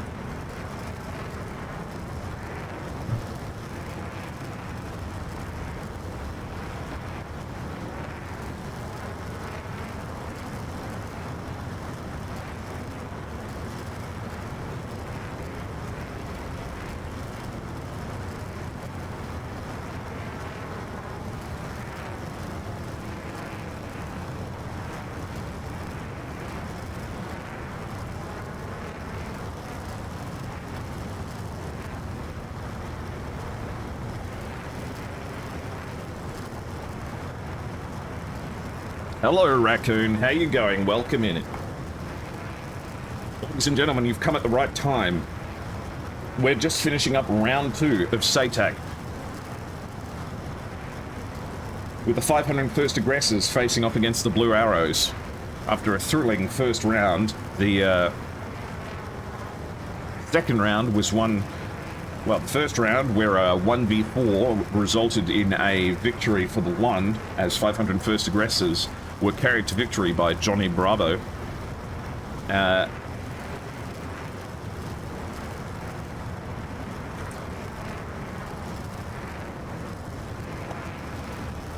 Make sure you guys go and check out 104th Raccoon as well, an excellent DCS content creator that I hope you guys are already familiar with, and if you're not, well worth your time. And if you're seeing me for the first time, hello, my name is Airshow. You may have noticed that I am a talking aeroplane. But beyond that, I cast SATAC. One of the largest PvP DCS competitions to have had happened on our dear Digital Combat Simulator.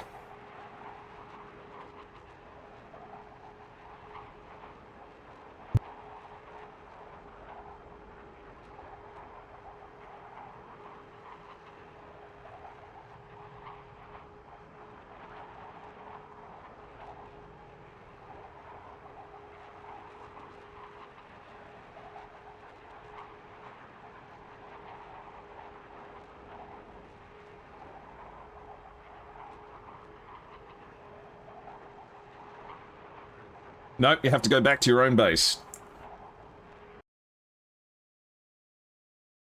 Who's firing off AIM-9s? Alright, chat, what do you think? Landing in a populated area or not? Oh, thank you for the resubscription with Prime, Lakehall, and thank you for the follow, 104th Raccoon. Much appreciated. Someone I have admired for a long time. I reckon this one might land in a populated area. Maybe.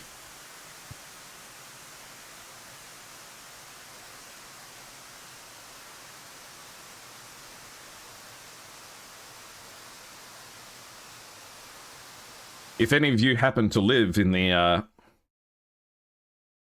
Karaleti region of the Caucasus, feel free to go outside, and if you've got good catching skills, you might earn yourself a free souvenir.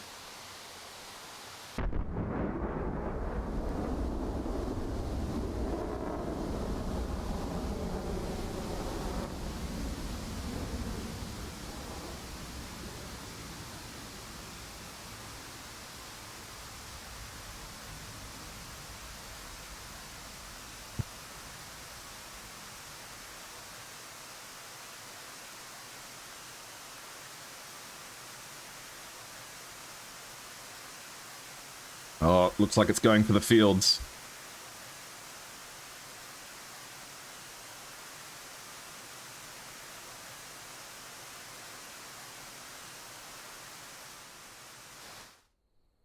Goodbye, AIM-9. We'll remember you as AIM-7 continues on his legacy. And guess who I am is at 63,000 feet.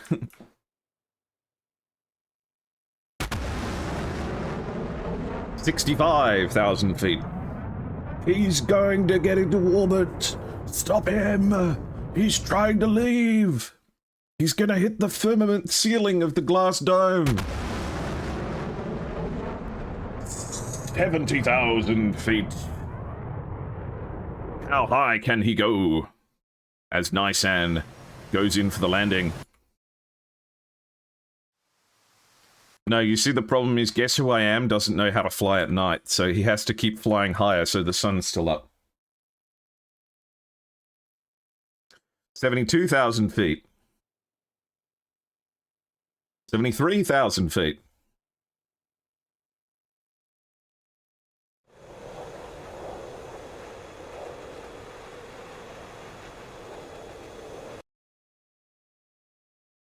And we have Nisan just coming on down gently here.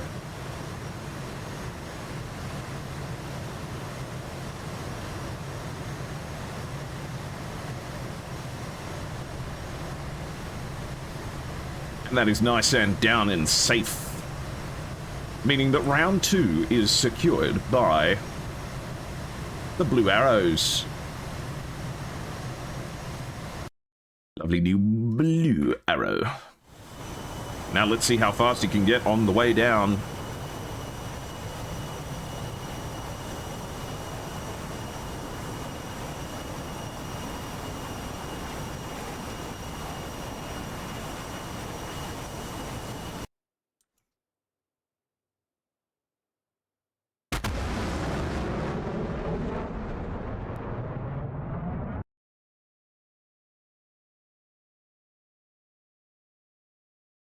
Catch up with our AIM-7. Looks like this one's going for the trees.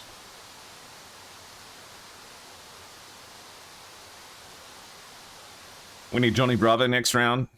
We can only hope that whatever potato battery that Johnny Bravo is using to power his PC does manage to keep it going for a little bit longer.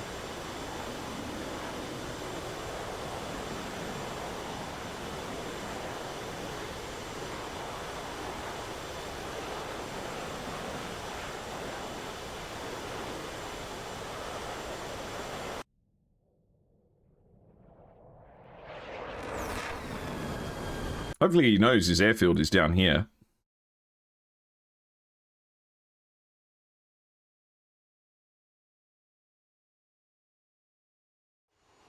David makes it back home next.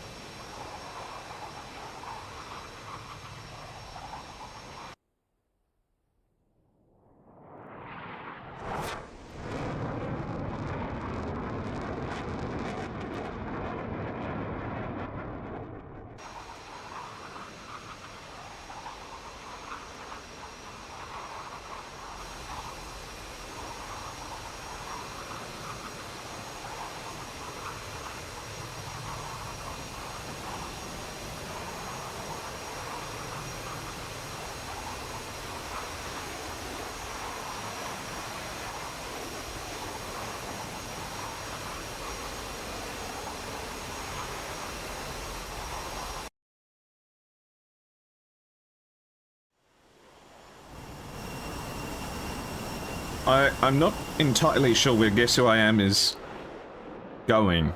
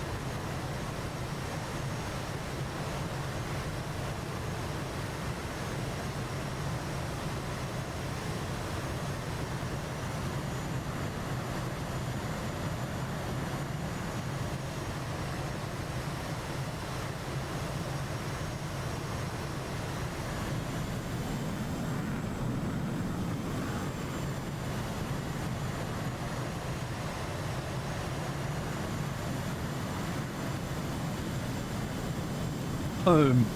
He's going home.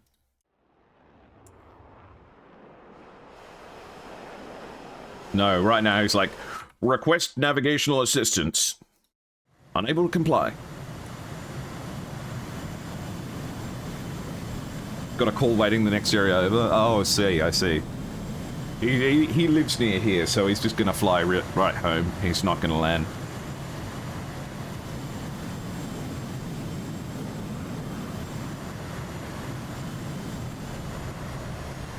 Another happy landing. 9k, the next one to make their lonesome journey home. Especially cold with that canopy off.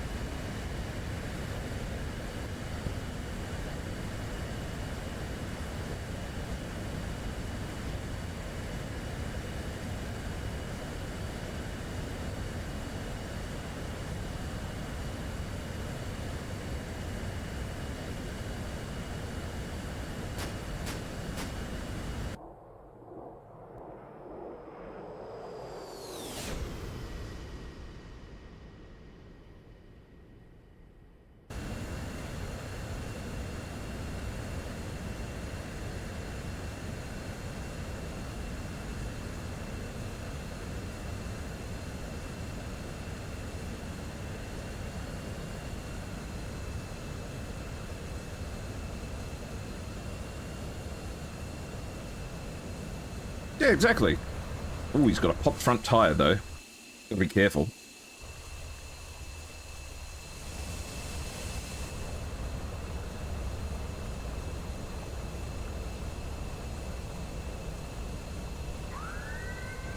Wah.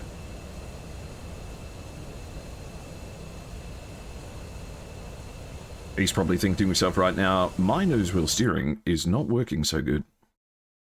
Then Dan Fang, come on down. Perfect. One member left to go. With the eponymous Guess Who I Am.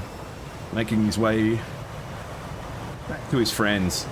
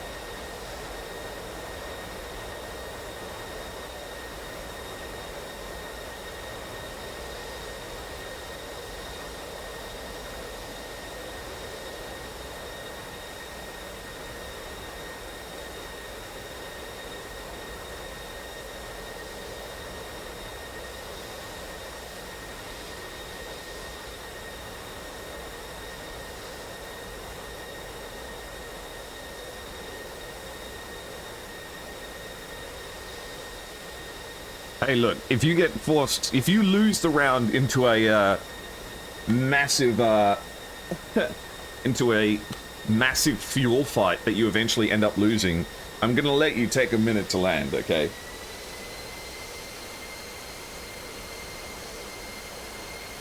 Guess who I am is Starry Fox 9 in the top hat with the fake moustache? No. Starry Fox 9 is here. Boom. Well. Boom. Boom. Boom.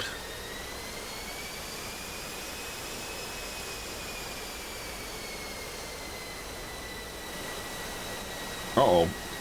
The runway lights have come off. You have to talk to the air traffic controller or else they don't turn them on. You got night vision? Or just aim for a taxiway, you know, they're all the same. Good thing your plane's got a great big torch on the front of it.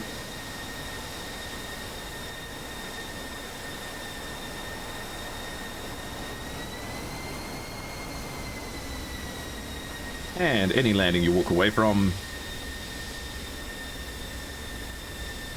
I do like it that the runway turns lights on right as you touch down, though. It's like, oh, here I am. Okay, that counts to me as down and safe. Let's get ready for round number 3. Oh, Starry, we were saying Spaceman was accusing you of being Guess Who I Am on the opposition team.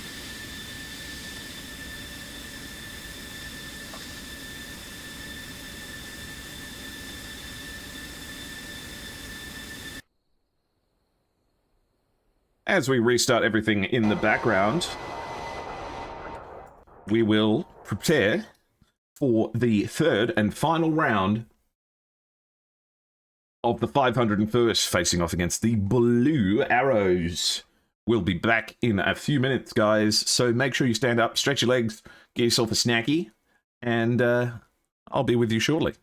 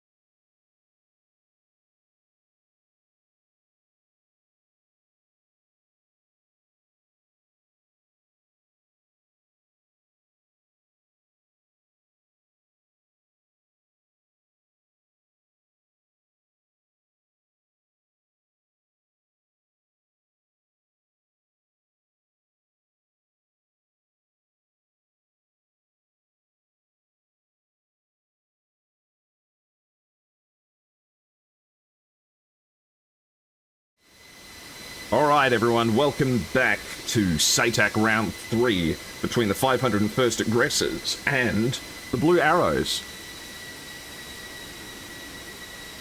My question is that if we were to do a third generation competition, would people fly the full fidelity F5s or the Flaming Cliffs ones? That's my question. Oh, Crafty Chris. Thank you very much. I hope that you've enjoyed your stay. Thank you very much for being so kind. And thank you for all of the follows and subscriptions today, guys. This is what I do now. So your support means the world to me. If you guys continue to support me on my streams during the week, you know what? You guys have supported me so fantastically that I actually have met the requirements to be eligible to apply for Twitch Partner, which would be a huge thing for me. But in order to pass the application process, I need to have 8 streams with over 75 average viewers for 2 months in a row. So that's 16 streams. And it's quite tricky, but all of the support and help that you guys are giving me means the world. We might be in with a chance at the end of April. Touch wood, we might get lucky. So I'm incredibly grateful to all of you, and I'm grateful to SATAC and the organisers as well for giving me the chance.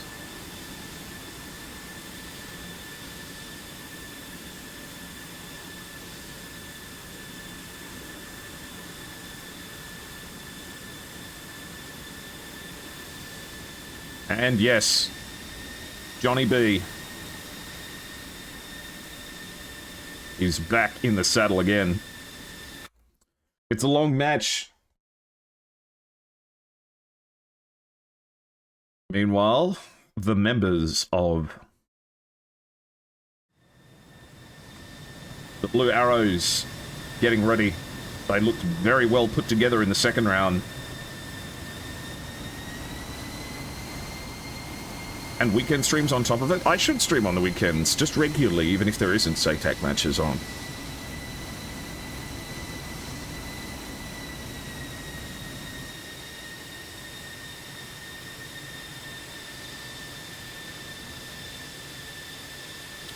One of my favorite feats. I don't know why I love this, but I do. The fact that, like, the gun for the F-15 is just, like, here.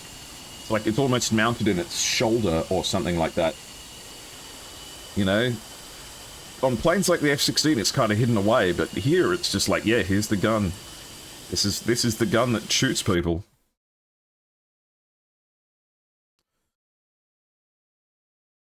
I think it's Stingray who's got... No, not Stingray. Who's got the Yoda? Here we go.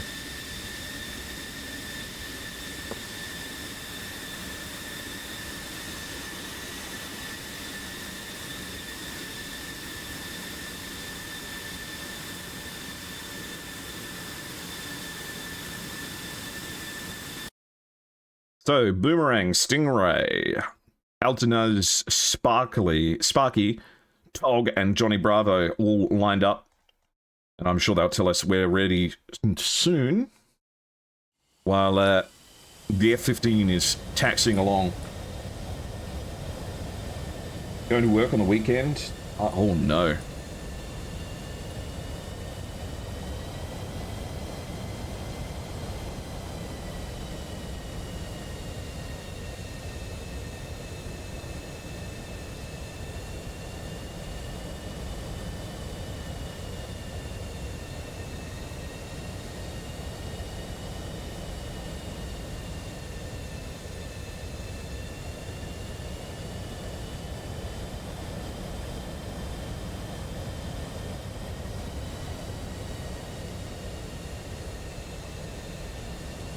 This music's a bit full on. Let's see.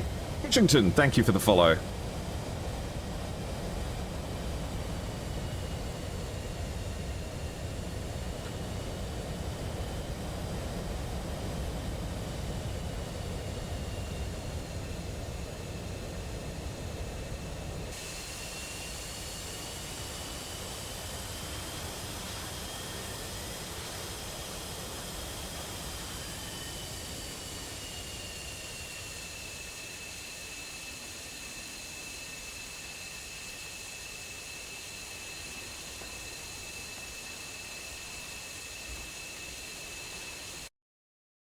For BA, we have 9K.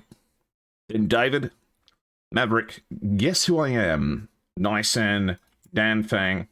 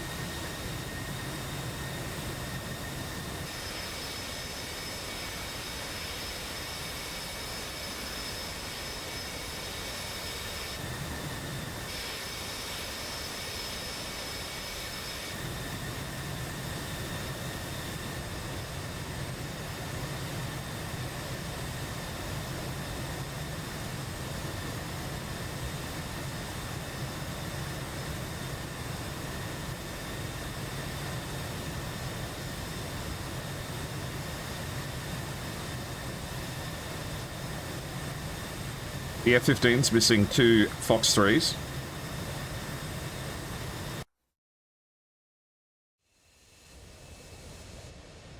Oh, you mean the fact that he's not bringing them on the outside? They do that deliberately. When they want to shoot at really long range, they don't take the outside missiles because they are draggy.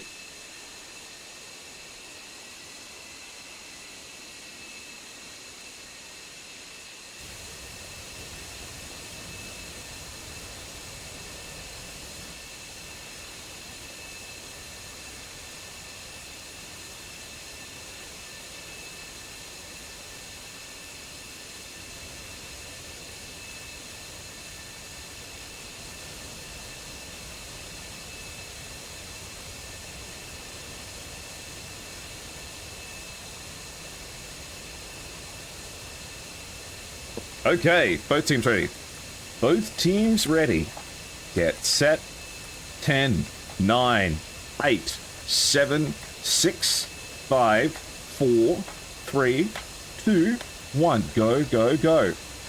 And there we have it. We start the third and final round of this epic matchup we've had between the 501st Aggressors and the Blue Arrows. Let's get a poll running.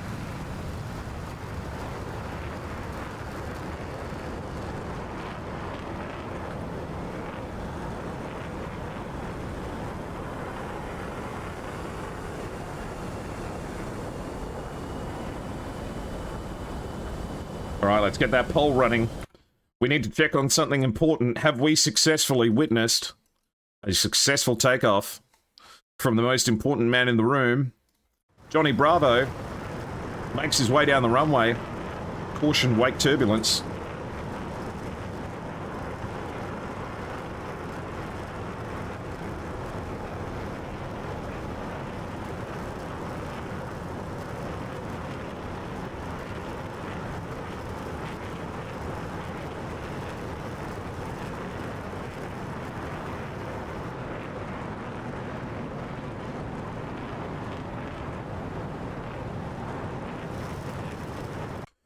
I reckon from the members of the 501st, we'll see the same battle line that we've been seeing every time as they separate out into their column. Meanwhile, Guess Who I Am and David are flying in relatively close formation.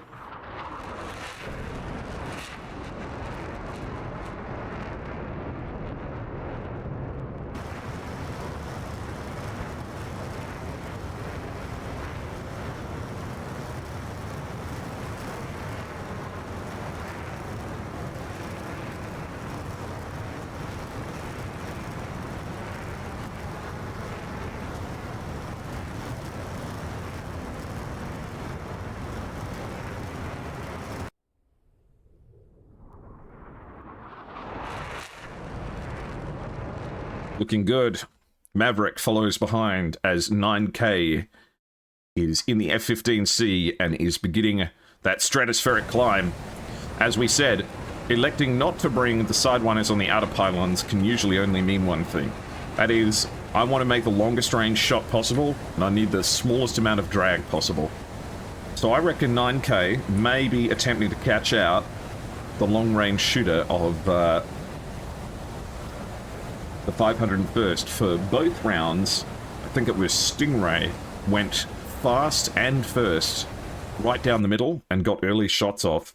So this may be a conscious choice by the Blue Arrows to attempt to intercept the first forward pusher for the members of the 501st. The only thing is that Stingray, the lad who was fulfilling this role previously, is now in an F-16. So as opposed to bringing the F-15 like last time, has instead elected to join the F-16 battle line. So this time may not be pushing quite so far forward as last time.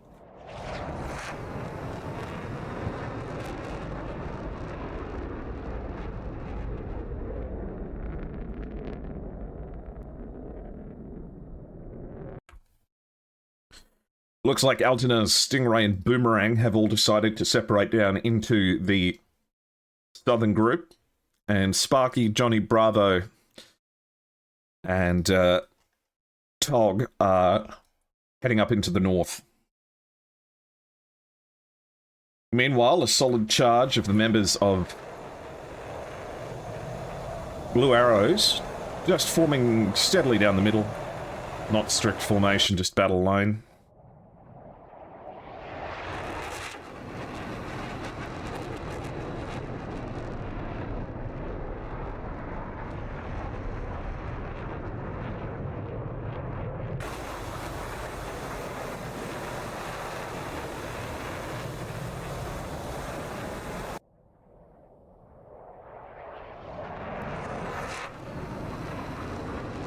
The E was Skidmark. Oh, that's right, yeah. I'm getting Stingray and Skidmark mixed up.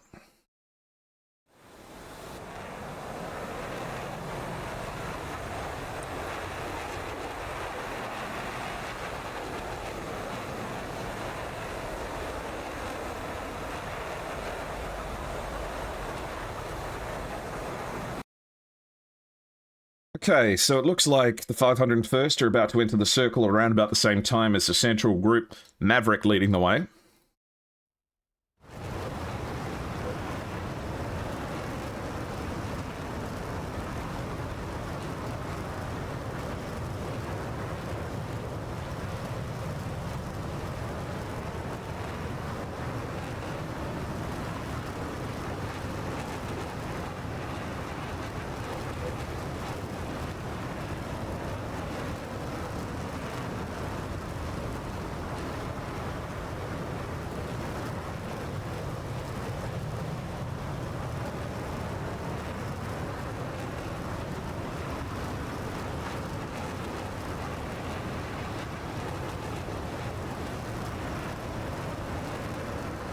The battle area contesting now.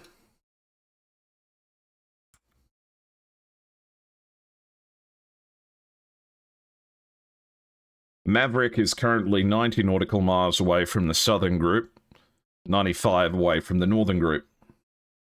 9K. Charging along, probably in full afterburner. Yep, definitely. Canopy comes off, as is usual.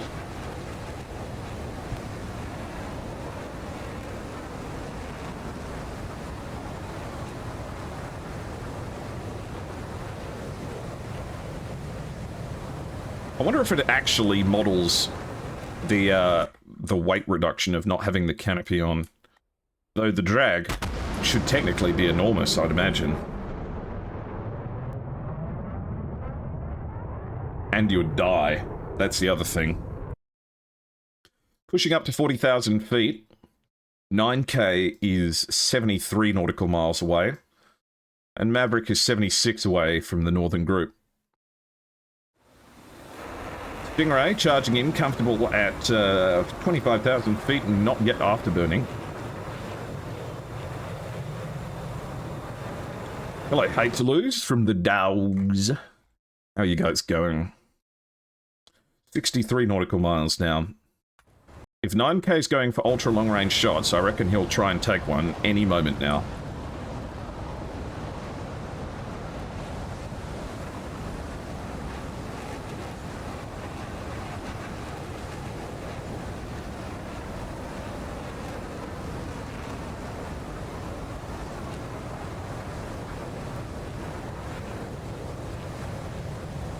I can only imagine the drag beats the weight reduction almost without doubt. 50 nautical miles for 9k. Maverick, 50 nautical from the Northern Group. Passing 45,000 feet now.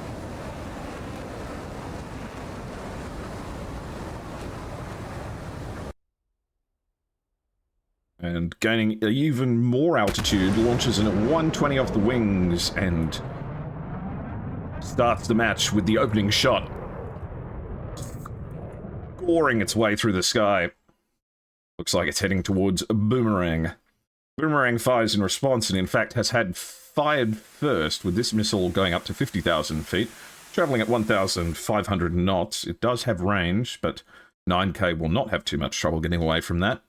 The 120 fired from 9k, all the way up at 50,000 feet and descending now.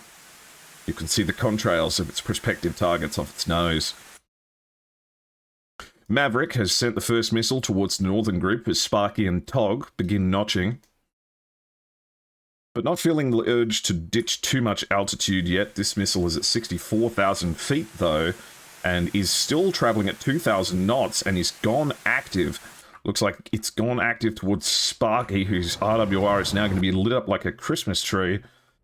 Beep, beep, beep, beep, beep, beep, beep, beep, beep. Time to turn cold and get away. The 120 fired towards Maverick.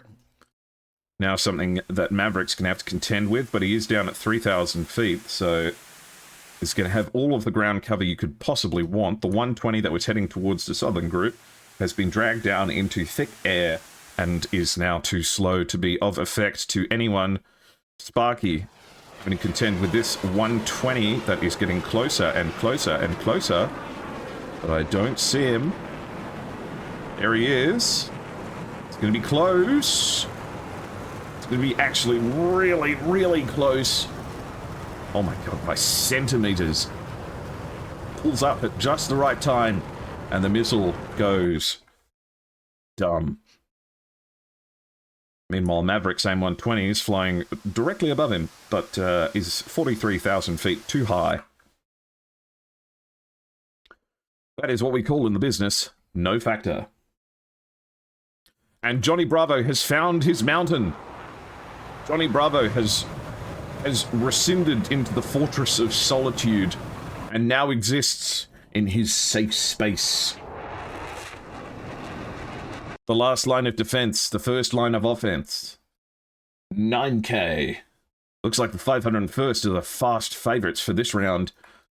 Does Johnny Bravo's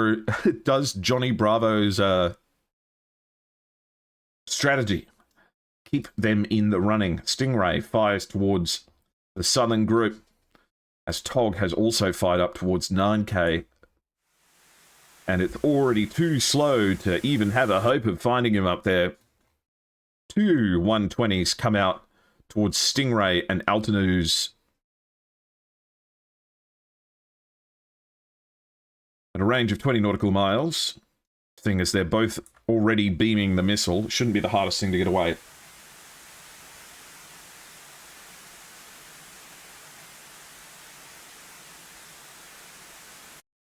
The missile's trying its hardest, but it's not got anything to track to. Maverick given a 120 to think about. It's his hole. It was made for it, yeah. Ooh, this missile just started thinking for a second there, but no luck. Saw Maverick for the splittest of split seconds. Sparky fires towards Guess Who I Am, who fires back. 30 nautical miles. Sparky has the altitude advantage. As this 120 goes up to 50,000 feet.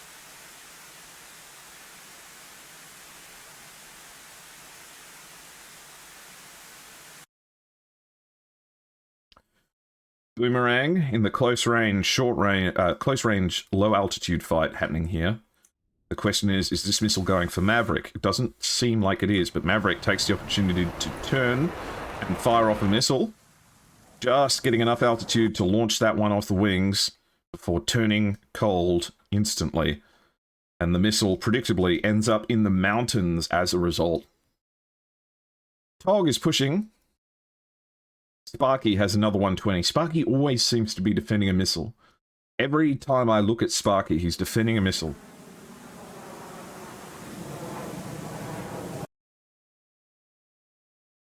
More 120s. Stingray fires towards Maverick and Dan Fang.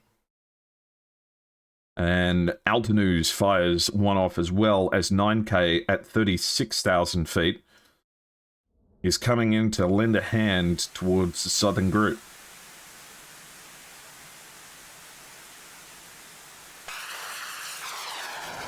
This AIM 120 has some potential. Looks like it's after Altanaz. This one's going to be defeated kinematically, it looks like. Running out of momentum to try and get him. But Stingray is merged up deadly close with two members of the Blue Arrows. The missiles going in all directions. Stingray being absolutely harangued here, but somehow managing to get away with it. This missile going for Stingray is chasing him, but he might just get away from it. He notches it. It goes dumb. The northern group still training missiles in all directions. This 120 going for Aftanaz. Aftanaz not quite notching it. It connects. Aftanaz goes down. Stingray and Boomerang left in the southern group.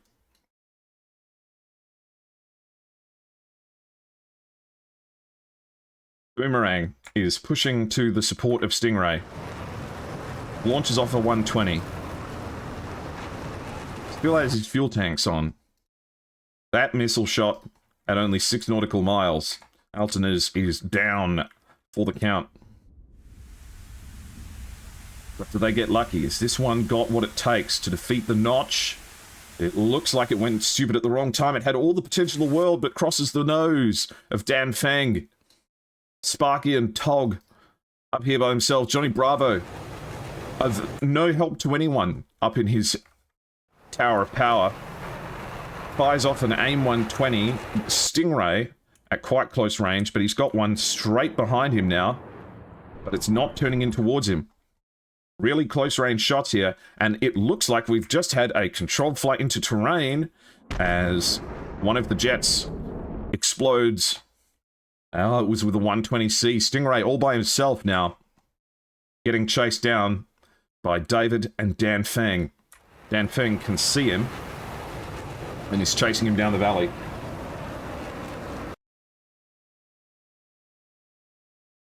Tog and Sparky. Not much to offer just yet. But it looks like Stingray managed to rifle off a 120 that did take out Guess Who I Am. So, the southern group fight has meant that 2 have gone down for the 501st, and 1 has gone down for BA. The northern group, no casualties so far on either side. David chasing Stingray with an absolute vengeance. Can probably see him right off his nose here. Trying to chase him down, but probably thinking to himself, how badly am I going to need this fuel? Stingray running like his life depends on it, because it does, but Tog is coming into support now. Firing a 120 off it towards Nisan. Has he got any AMRAAMs left? No, he's going to swap if he can swap spots here with Stingray and they crisscross each other, Tog may be able to come and delouse his teammate. Stingray passes over the shoulder of Tog as Tog spots the first bandit. A 120 comes off the wings, an AIM-9 fight in response. Missiles crisscrossing the air. You can see the 120 fight in response has gone dumb. Stingray is okay, but it looks like Tog got taken out. Unsuccessful. Stingray pushes in, has his target directly off his nose. Doesn't seem to quite catch him though. Off his right wing now.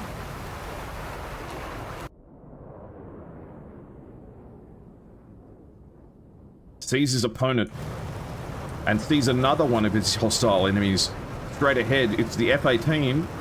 He launches all kinds of missiles off his wings. But it's cold. And are they going to have the legs to get away? The 120 does connect. And David goes down. Sparky coming into support now as Dan Fang has to contend with this thunder from down under. Sparky has him right where he wants him. He has 120 left and 2 sidewinders. Fires off the 120. The bandit is hot on him and takes out the missile.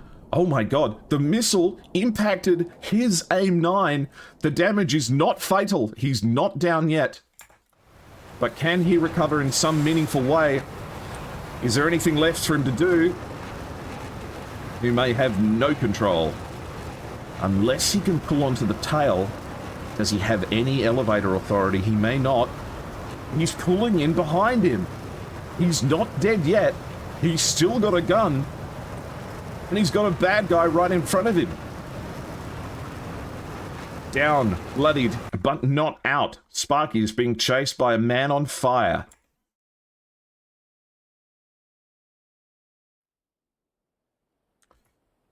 The burning corpse of the man that you killed is coming back to get you. And Sparky has not got much to deal with it.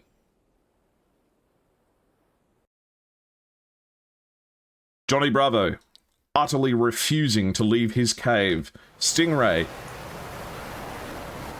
still has his fuel tanks on.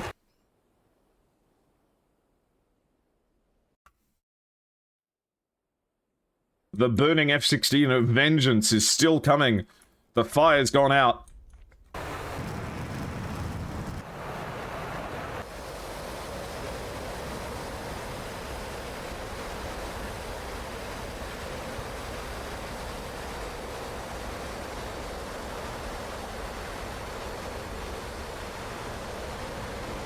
But it may be the case that the fire has stopped because the fuel has stopped.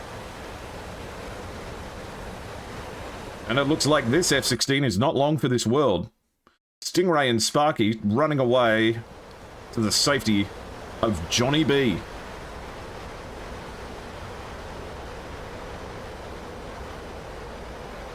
Did the chat reflect a kill? No, he's not dead yet. Let's check in on Johnny Bravo. He's in the valley. But he might be pushing out. He still has a full weapon load. And he's getting chased down by Maverick, who is down to aim 9s. Nisan, who has 120 left and a Sparrow, plus 2 aim 9s. And 9K, who is down to heaters. And it looks like Dan Fang. And look at that, exactly what happened as I expected. Dan Fang team killed himself because his own missile exploding was what took off his wing. I'll show you that in TAC view afterwards, it'll be funny.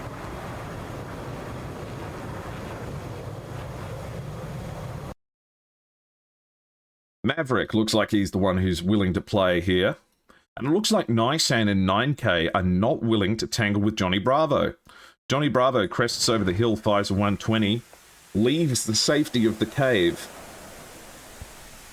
But does this missile find Maverick? Maverick goes defensive. He pokes the Hornet's nest. Now all of the members of the 501st are entering the cave of safety.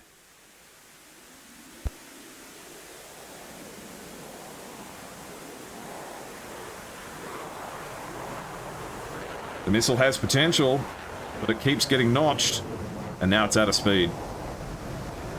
Maverick gets away again. Maverick, seemingly the master in these parts of dodging missiles, has 3 people to kill and 2 missiles to do it with. As he passes over the corpse of his comrade, who survived the fire but not the crash.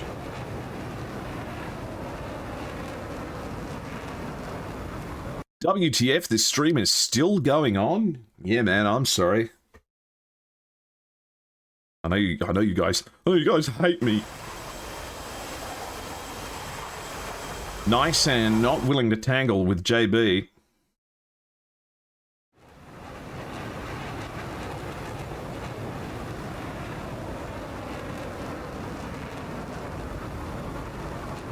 Do they let Maverick try and run loose in here? Johnny Bravo appears to be leaving the safety of the cave. to adventure through the valleys.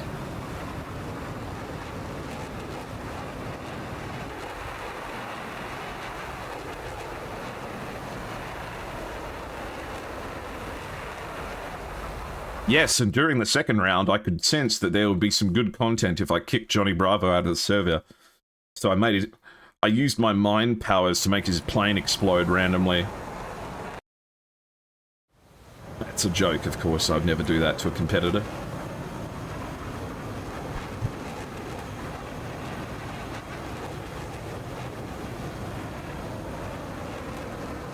They've thrown down the gauntlet, they've said to Maverick. We're willing to fight in the mountains if you are. Maverick says, I am willing.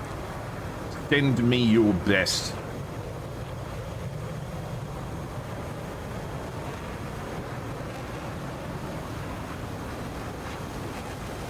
And I think there is a chance that they will meet each other as they crest over this hill.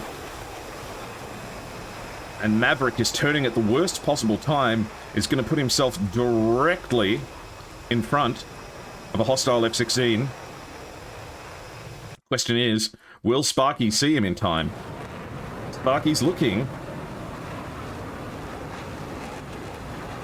He's just beneath you, mate. He's right there. Dipping beneath the mountains here. Maverick managing to give him the slip for now. He just needs to look down. He just needs to look down.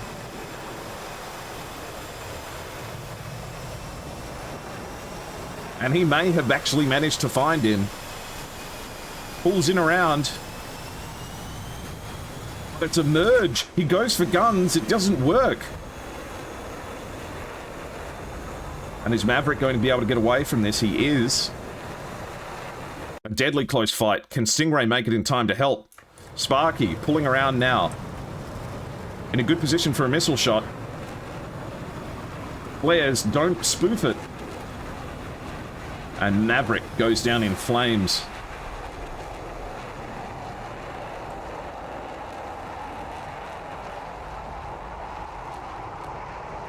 The mountains reign the sole possessions of the members of the 501st.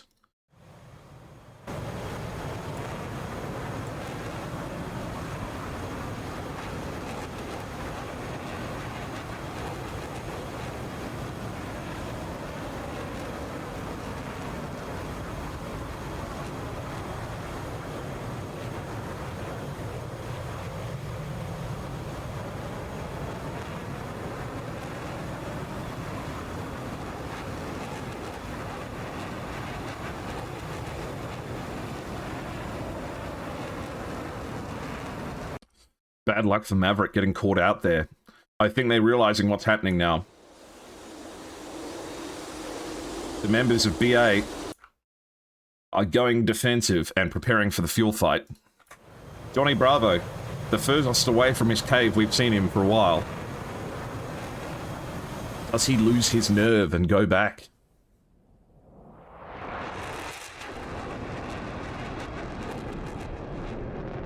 Yes, definitely I agree 501st should push here. They do have the advantage. But this obsession with the with this valley is confronting. I don't know how Johnny Bravo keeps the fuel.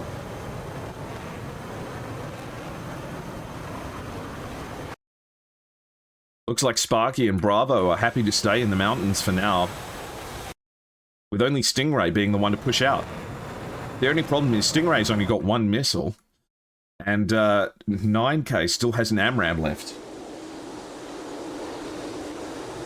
Thank you very much, Bam Stroker. That was very kind of you. Thank you. If you guys got gifted a sub, make sure you say thank you very much.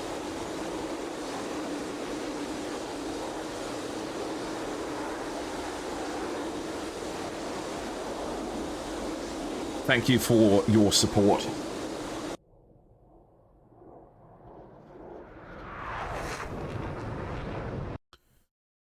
And Nisan is not out of missiles either. Both of these guys still have an AMRAAM left.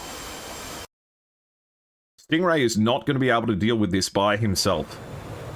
He doesn't have the missiles for it. And neither does Sparky. Sparky's all out of sticks except for this 9M on the wing. Two 9Ms for 2 targets, and Johnny Bravo retreats to the mountains, still with AMRAAMs on his wings that his team desperately needs. This could be an epic failure if it ends up turning around on Johnny Bravo. The only problem is that it looks like both of the remaining members of BA are deadly low on fuel. I'm glad you're enjoying it, Bam. Much appreciated. I hope the camera work has been okay. I hope you guys have been seeing everything you want to be seeing.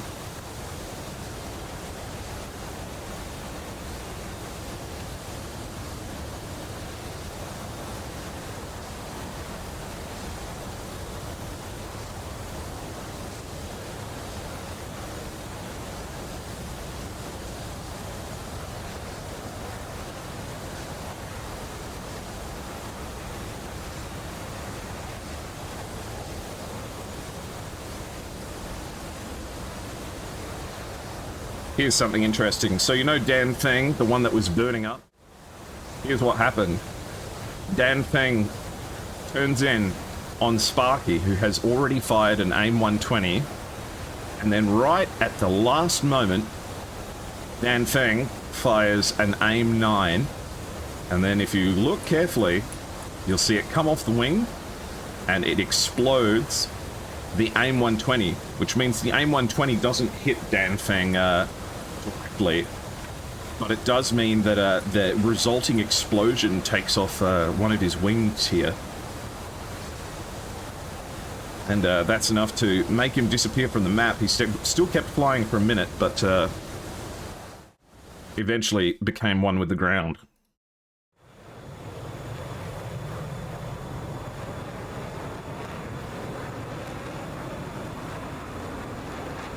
And Lakel, thank you for gifting to Bam Stroker. Okay, it looks like 9K is realizing that they're getting chased down now. And this is a missile with a lot of promise. This is a missile that you need to use effectively. You can't be launching this at max range. This missile has to kill someone, or else the playing field suddenly evens, and you are a 2v1. The 120 fused on the A9 and Dan flew through the debris field? Yeah, exactly. The splash damage of the explosion did it.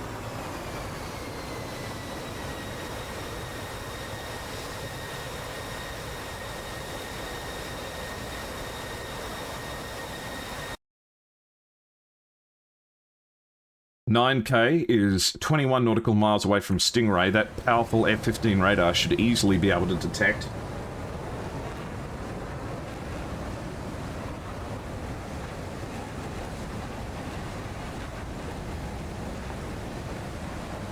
He doesn't know if they have 120s. No, he doesn't. Has to be brave here. Johnny Bravo has pushed out from the cave. Denied access to the cave of safety. He is now flying free and open in the sky. With three AMRAAMs left. Okay, Stingray and 9K facing right off against each other.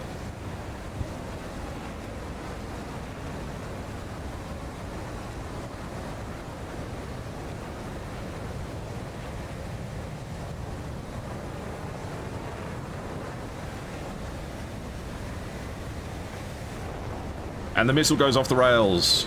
You can see its target. It's right there in the sky. He's not going to get away from it. Deadly close range. Takes one out. But the AIM-9 is coming back towards him, but he's defeated it.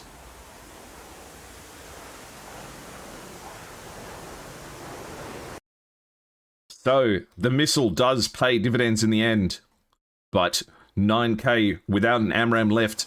Nissan here with the game-deciding missile. If this missile can take out Johnny Bravo, then this could go the way of the Blue Arrows. But if Johnny Bravo can connect, and he fires a 120 at 30 nautical miles, this may catch them unawares. If this splashes Nissan, it's going to be a huge moment The missile goes up to 40,000 feet, 50,000 feet, even higher and faster. 1,400 knots in the sky at the moment. Heading over to Nisan. Nisan's fired his last AIM 120. It's going towards Sparky, the one they didn't want.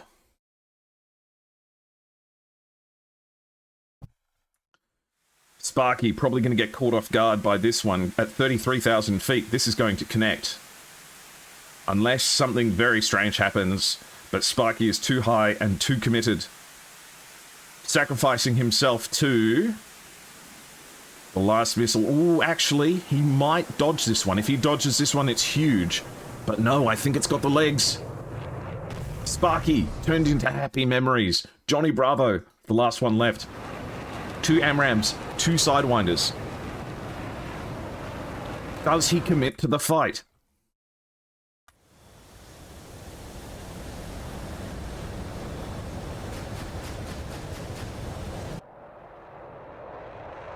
$9K, wary of the fact that there may well be 9Ms in the air.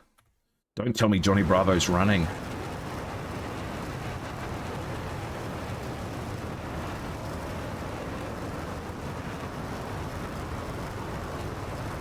Well, if he's going to play the fuel game, hopefully he's not going to do it while he's afterburning. Nisan, nothing done with the AIM 120, but still has a Sparrow left. The only medium-range option left for the Blue Arrows. And if they were choking for fuel before, it's not going to be better now. Johnny, still with 2 120s, 1 on each wingtip.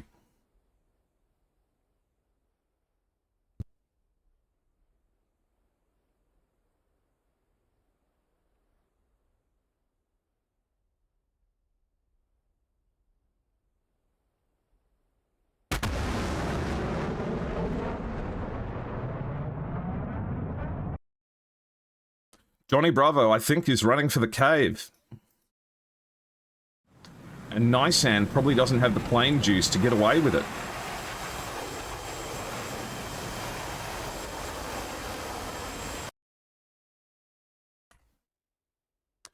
But if he's running back to his cave to win the fuel fight, why is he afterburning it? Oh, Jesus, guys. Where is the fuel? Where is Johnny keeping all this fuel? BA needs to climb. Nisan's down way low. And is just going for economy at the moment. Nisan's Sparrow may be the only hope they have. I think what's happening is Johnny Bravo is going to challenge... 9K is going to challenge Johnny Bravo in the cave dimension. And Nisan's going to stay there and see if he can make it back home on fuel.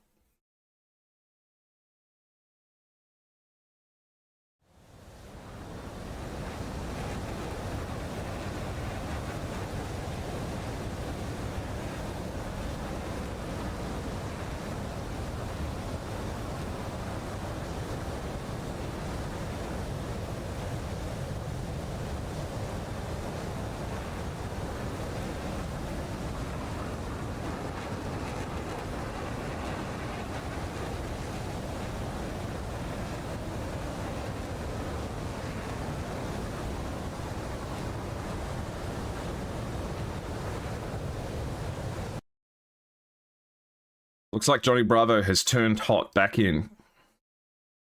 And 9K has responded in kind.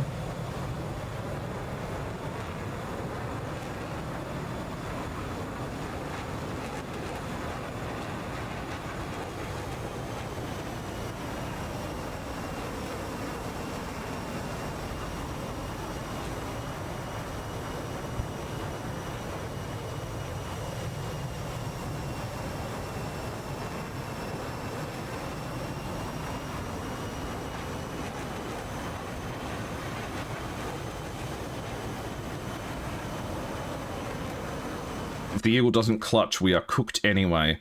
Well, Johnny Bravo's 18 nautical miles away, and 9K is playing in the terrain.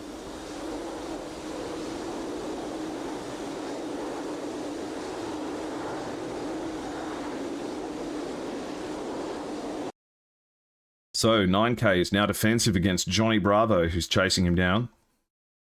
And Nisan is just going full economy now.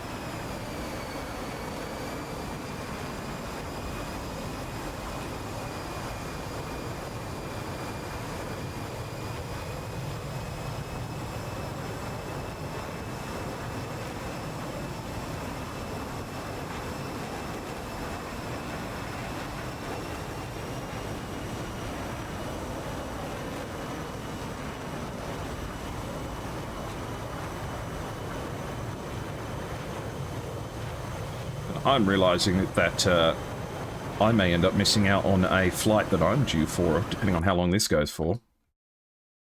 Sorry, I just have to respond to some things in the background. JP standing for Joseph Pubert, of course, a horse, of course. Johnny Bravo now only 10 nautical miles away from 9K.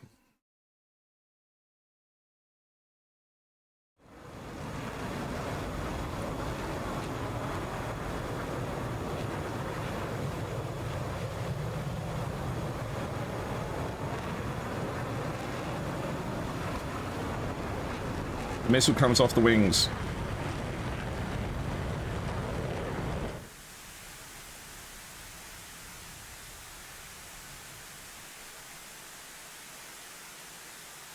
It's looking for the F-15, but it's not finding it. Oh, but it does! Right at the last moment, it pulls up. And now it's a 1v1 between Nisan and Johnny Bravo. As 9K gets taken out. It's the same situation as the first round all over again.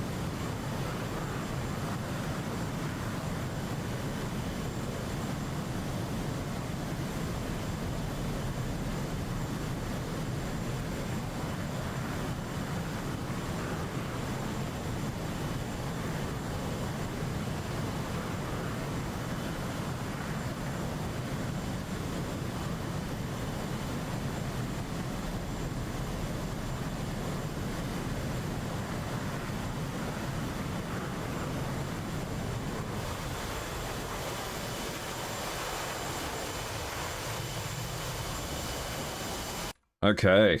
Johnny Bravo. 60 nautical miles away from Nisan at 15,000 feet. Still with an AMRAAM and two Sidewinders left. And I'm very sorry, I have to quickly go to the bathroom.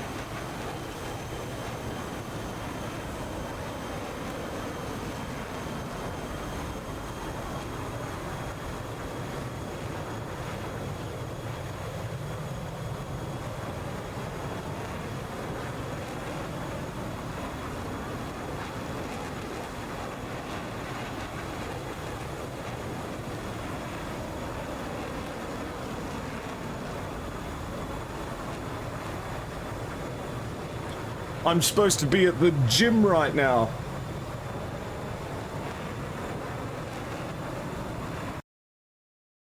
I'm supposed to be exercising. Is this going to be the slowest dog BVR fight ever? Do we think that Nisan really doesn't have the fuel to commit for an engagement? Must be sweating bullets. The toss-up in his mind. I know my joystick would be sweating, I think.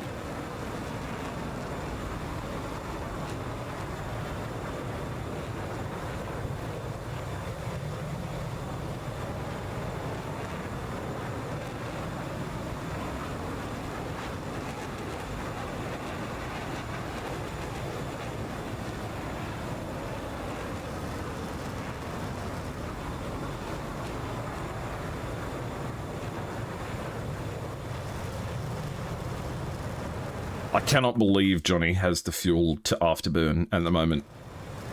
Where is this fuel coming from?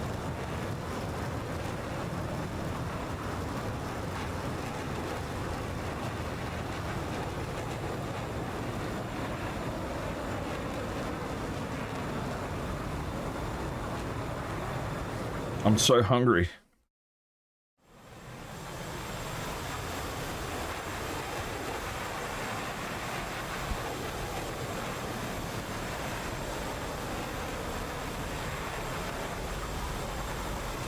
Hey. Stop ragging on other competitions. Stop ragging on our competition. This is the way it's going, and we're doing it together. There's a feedback channel in the Discord. Otherwise, the rules as they are being followed. And Johnny Bravo has 35 nautical miles left to go.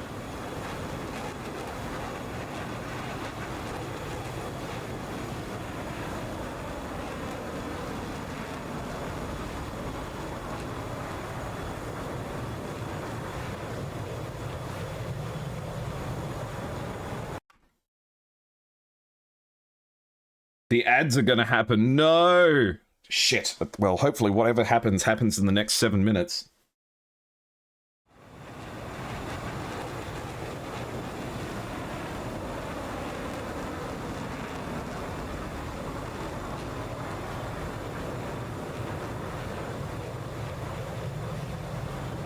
We have 7 minutes until the ads play automatically, and I can't pause them anymore.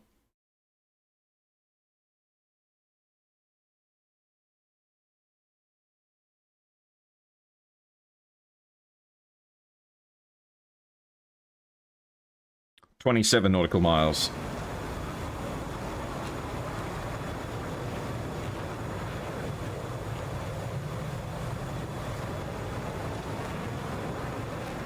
Oh, I'm so stressed.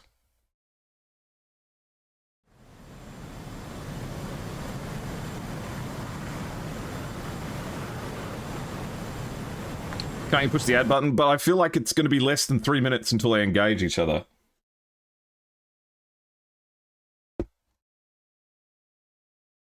Don't tell me Johnny Bravo doesn't know where he is.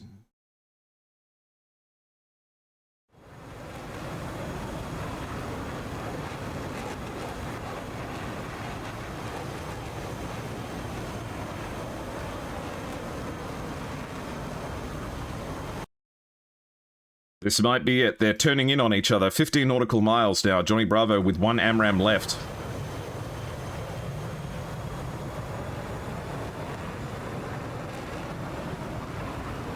The thing about the blue arrows is they always try and walk it in. Oh, he's afterburning now. The last precious sips of gas.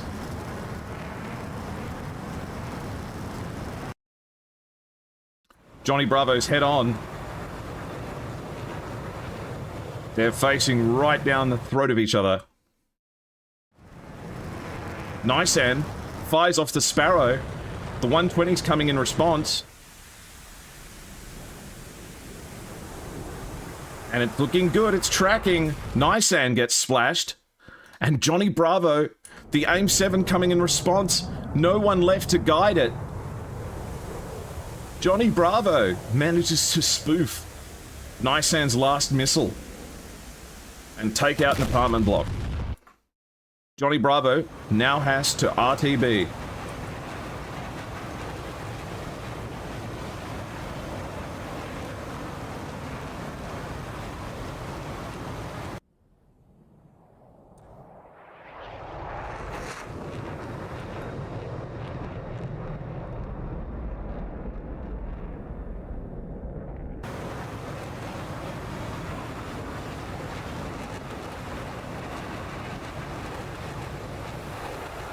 Johnny Bravo survives.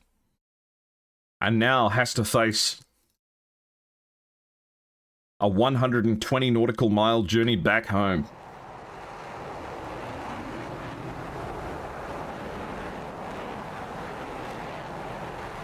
He still has to land. It's not over yet.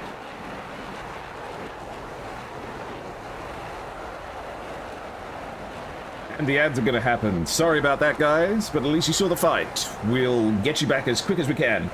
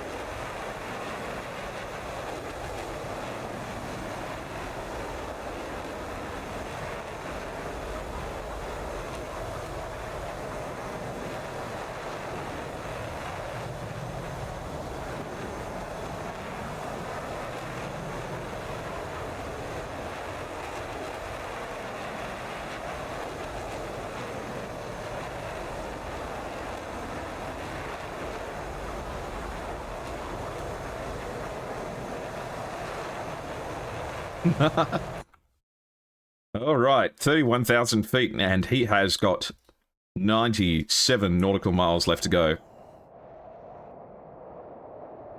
Let's see what happened in the TAC view.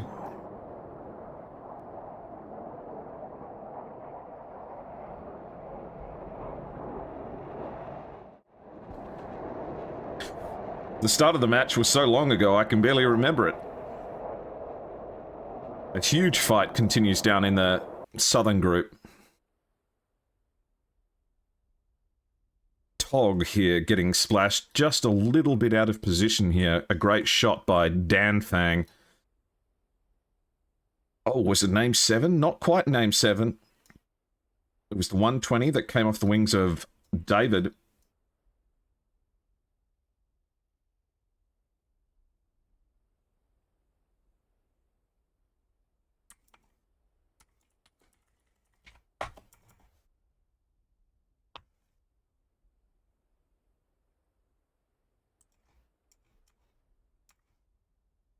I've asked him how much fuel he's got.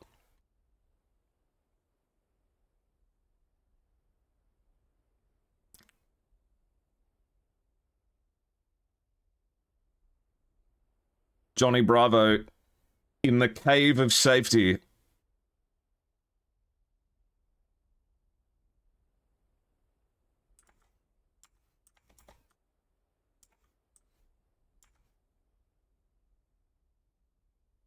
It took a lot to get Johnny out of position. It was a shame that Maverick got caught. Because Maverick was looking like he was on a good run here, but ending up just getting in front of Sparky down here. But it did take Sparky quite a while to find him.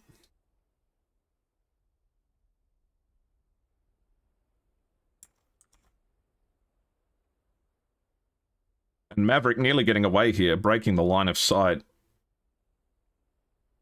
But then just appearing right in front of Sparky down here.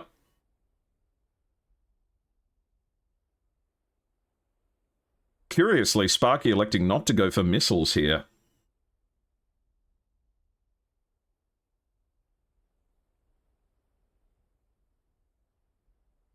Wow, how did that not impact? Sheesh. That is about as narrow as Dodgers get in terms of gunfire. That is an absolute robbery.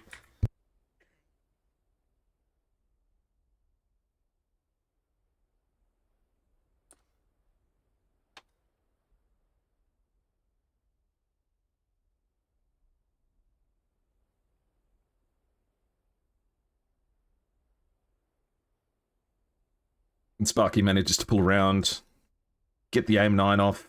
Maverick launches flares, but it's too late.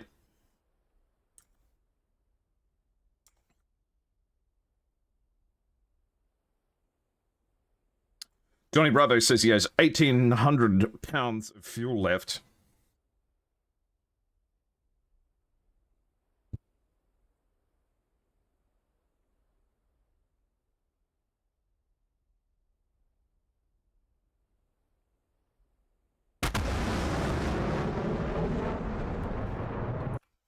Johnny Bravo, halfway home. 61 nautical left to go.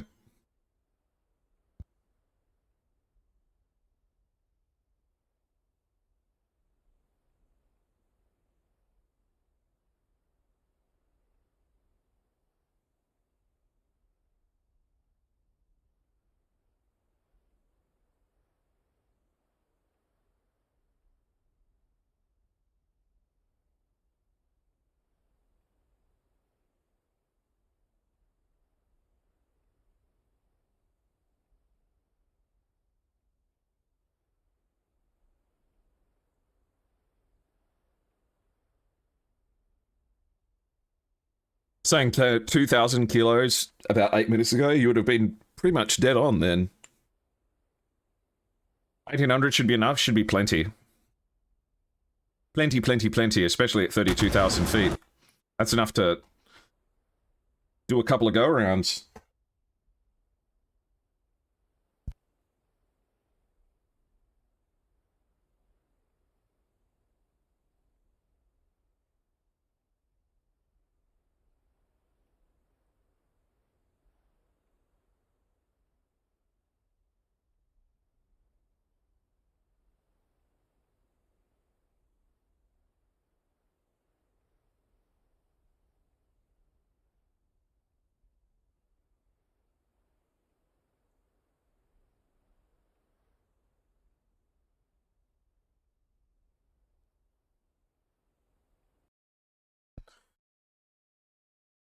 "44 nautical miles left to go.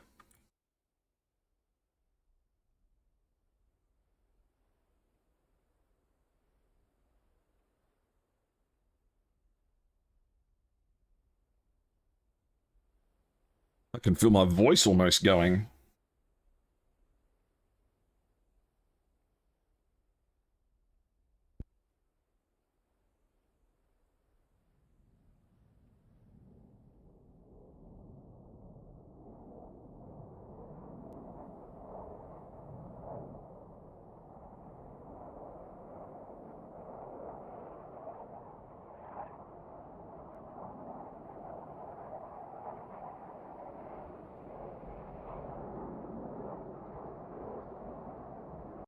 How much have we got left to go? 36 nautical miles left. The 501st Discord server? I'm not sure, you'll have to ask them. But I'm sure you can get in touch with them on the 51st PVO Discord.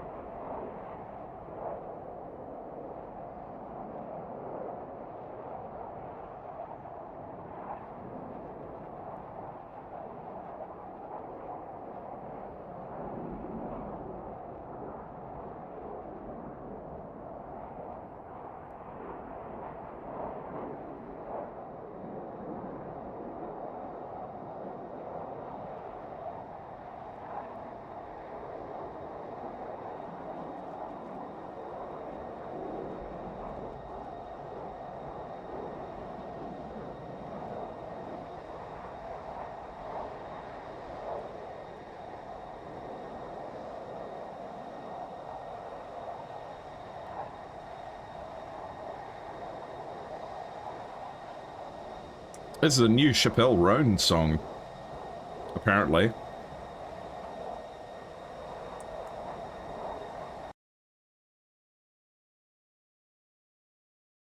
"23 nautical miles left to go for Johnny. Looking very dark up ahead. The city with its lights on now. And would you look right over here. Runway.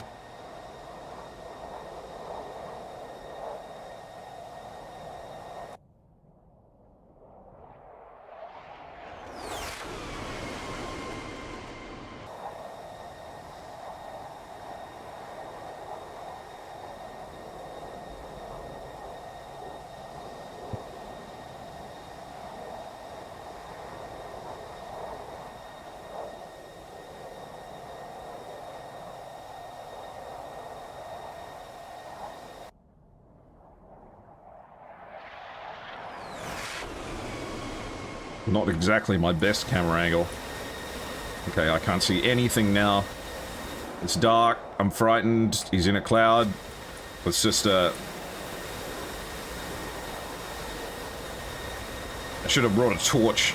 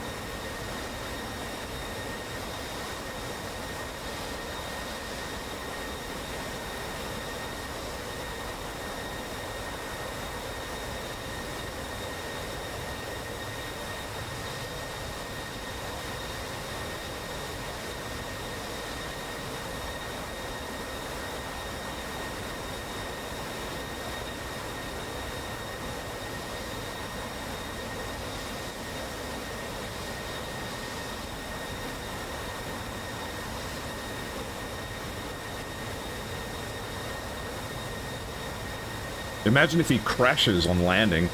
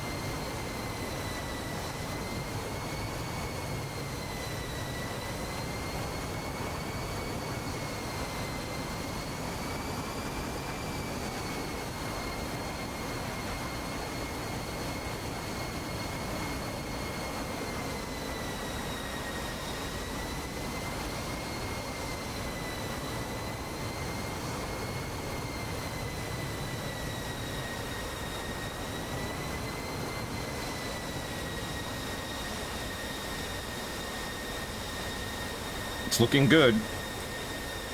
He's right on slope. Can we see how it looks from the dark tinted cockpit? Not great.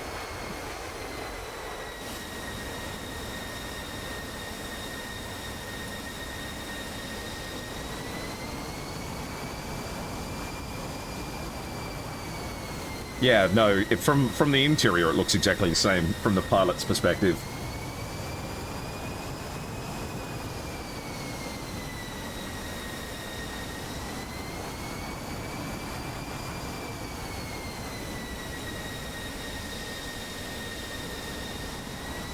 He's a little bit off centerline.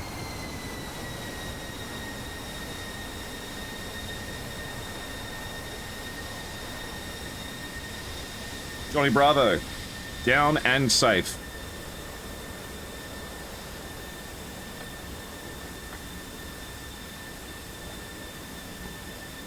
And there we have it.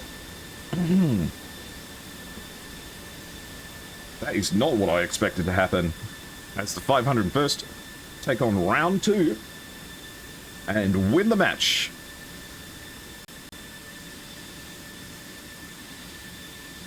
As we have Johnny Bravo makes it all the way home.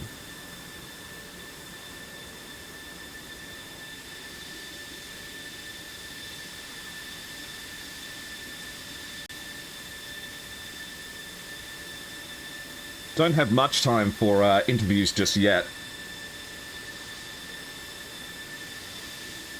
We'll see if anyone's available for a quick banter, but if not, then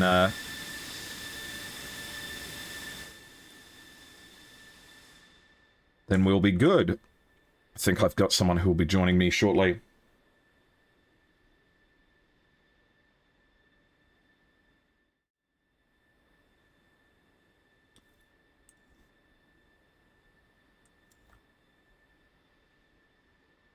And of course, so,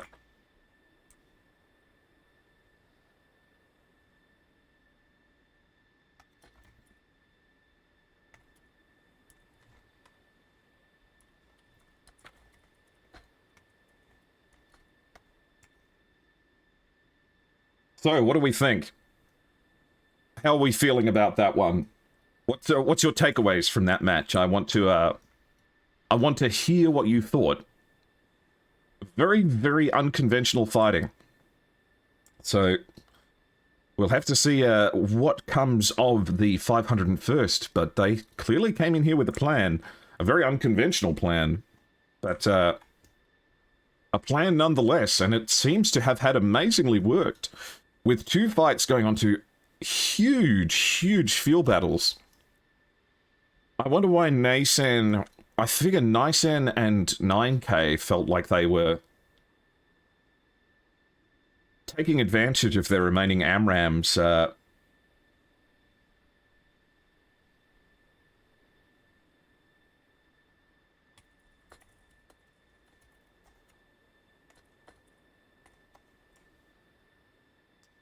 They still had the AMRAMs, so pulling them out over open terrain was the right choice, I think.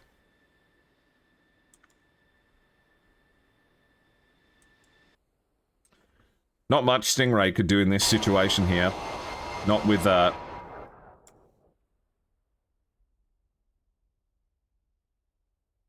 Hello. Hello, is that Sparky and Stingray from the Hello. 501st? Yeah. How are you going? Very good. Very good. Hey, good eye. Yeah. I only have a couple of questions. Firstly, what the hell was that? We would like to know too. Where, That was not planned at all. does that was Johnny like- does Johnny Bravo specifically like that bit of mountain? Like, is it his favorite? Well, no, maybe after this one. Yeah. When I was the guess, call I mean- made that Johnny Bravo's not leaving? He's going to stay. When everyone else started dying, it was just like, may as well stay in the mountains and be sneaky and annoying, you know. Probably when me and Stingray were running, at least in the 3rd round, when me and Stingray were running back under pressure, it's just like, okay, JB, we'll go to you and just stay there, you know. Do your Yeah, thing. no, absolutely. And it did seem to work, but it went to a fuel fight 2 times on both of your victories. Was there any doubt that it was going to be a victory on your end in the fuel battle? Or did you have any idea what you were going up against and you were just seeing how long you could last?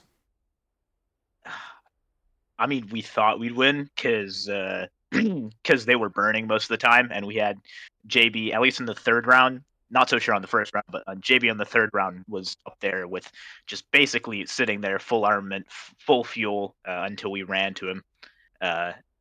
And so the 3rd round, we were not entirely sure, but quite confident we'd win that fuel fight. Okay, sure. And did you know much about the Blue Arrows going into this? Have you scrimmed with them before, or have you interacted with them before? We scrimmed with them once. Couple of months ago, we scrummed them. Okay. Well, I'm sure that you guys are going to have some choice words with each other after that match. That was an epic battle, and And I think it panned out in an entirely unexpected way. I know the audience was frothing for both rounds 1 and 3 in sheer outrage and confusion, I think is the best way that I'd describe it, at what was happening, but it somehow all played out. Yeah. And how was everyone feeling? Like, what was the reaction to that? Excited yelling. Yeah. Yeah. Okay. Well, everyone's cheering for Johnny Bravo now. He's going to have a hell of an ego after this one, I'm sure. But well deserved. Yeah. Yeah, definitely. All right. Well, we're running short on time here, so if you guys have any shout-outs you'd like to make or anything you'd like to say, please go ahead. Congratulations on your victory, and good luck in the matches to come. Yeah. GG's to Blue Arrows. Great fights, guys. Yeah. Thank you, Air Show, for streaming it. Oh, it's my pleasure. Easy to do. Well done to you, 501st, and the Blue Arrows as well, who I'm sure... The Blue Arrows, I think, are located in China, so it's probably like mid-morning on a Monday for them or something insane like that, so I'm sure they've got better things to do. Good luck, guys, and I will see you later. Thank Appreciate you. it. See you Take later. care. Enjoy. Well, that was a big match. That was a big match. We haven't seen anything like that in a long time. Thank you for sticking through with it, guys. I hope that you had a really good time. I know that I did. Thank you for the raids, Raccoon, and everyone else involved. I hope that you had a good time. I know that I did. And I will see you for more SATAC matches to come. I'll be live on my usual streams at 4 p.m, so an hour later than this stream went live, tomorrow, on Monday. Probably doing some DCS or something. We'll see what happens. And the rest of the SATAC matches that I can bring you will be coming up in a week's time. It looks like we have a stacked bunch of matches, including ACR and GVAW facing off against the Persian Air Force, Honkai Destruction Armor facing off against the 71st Warcom, 25th Warehouse facing off against Nemesis, AIN and the Storks facing off along with the 52nd PVO, and the TFT. I think that's meant to be the 51st. Alright guys, I'll see you all later, and have a very good evening. Lots of love. Bye-bye.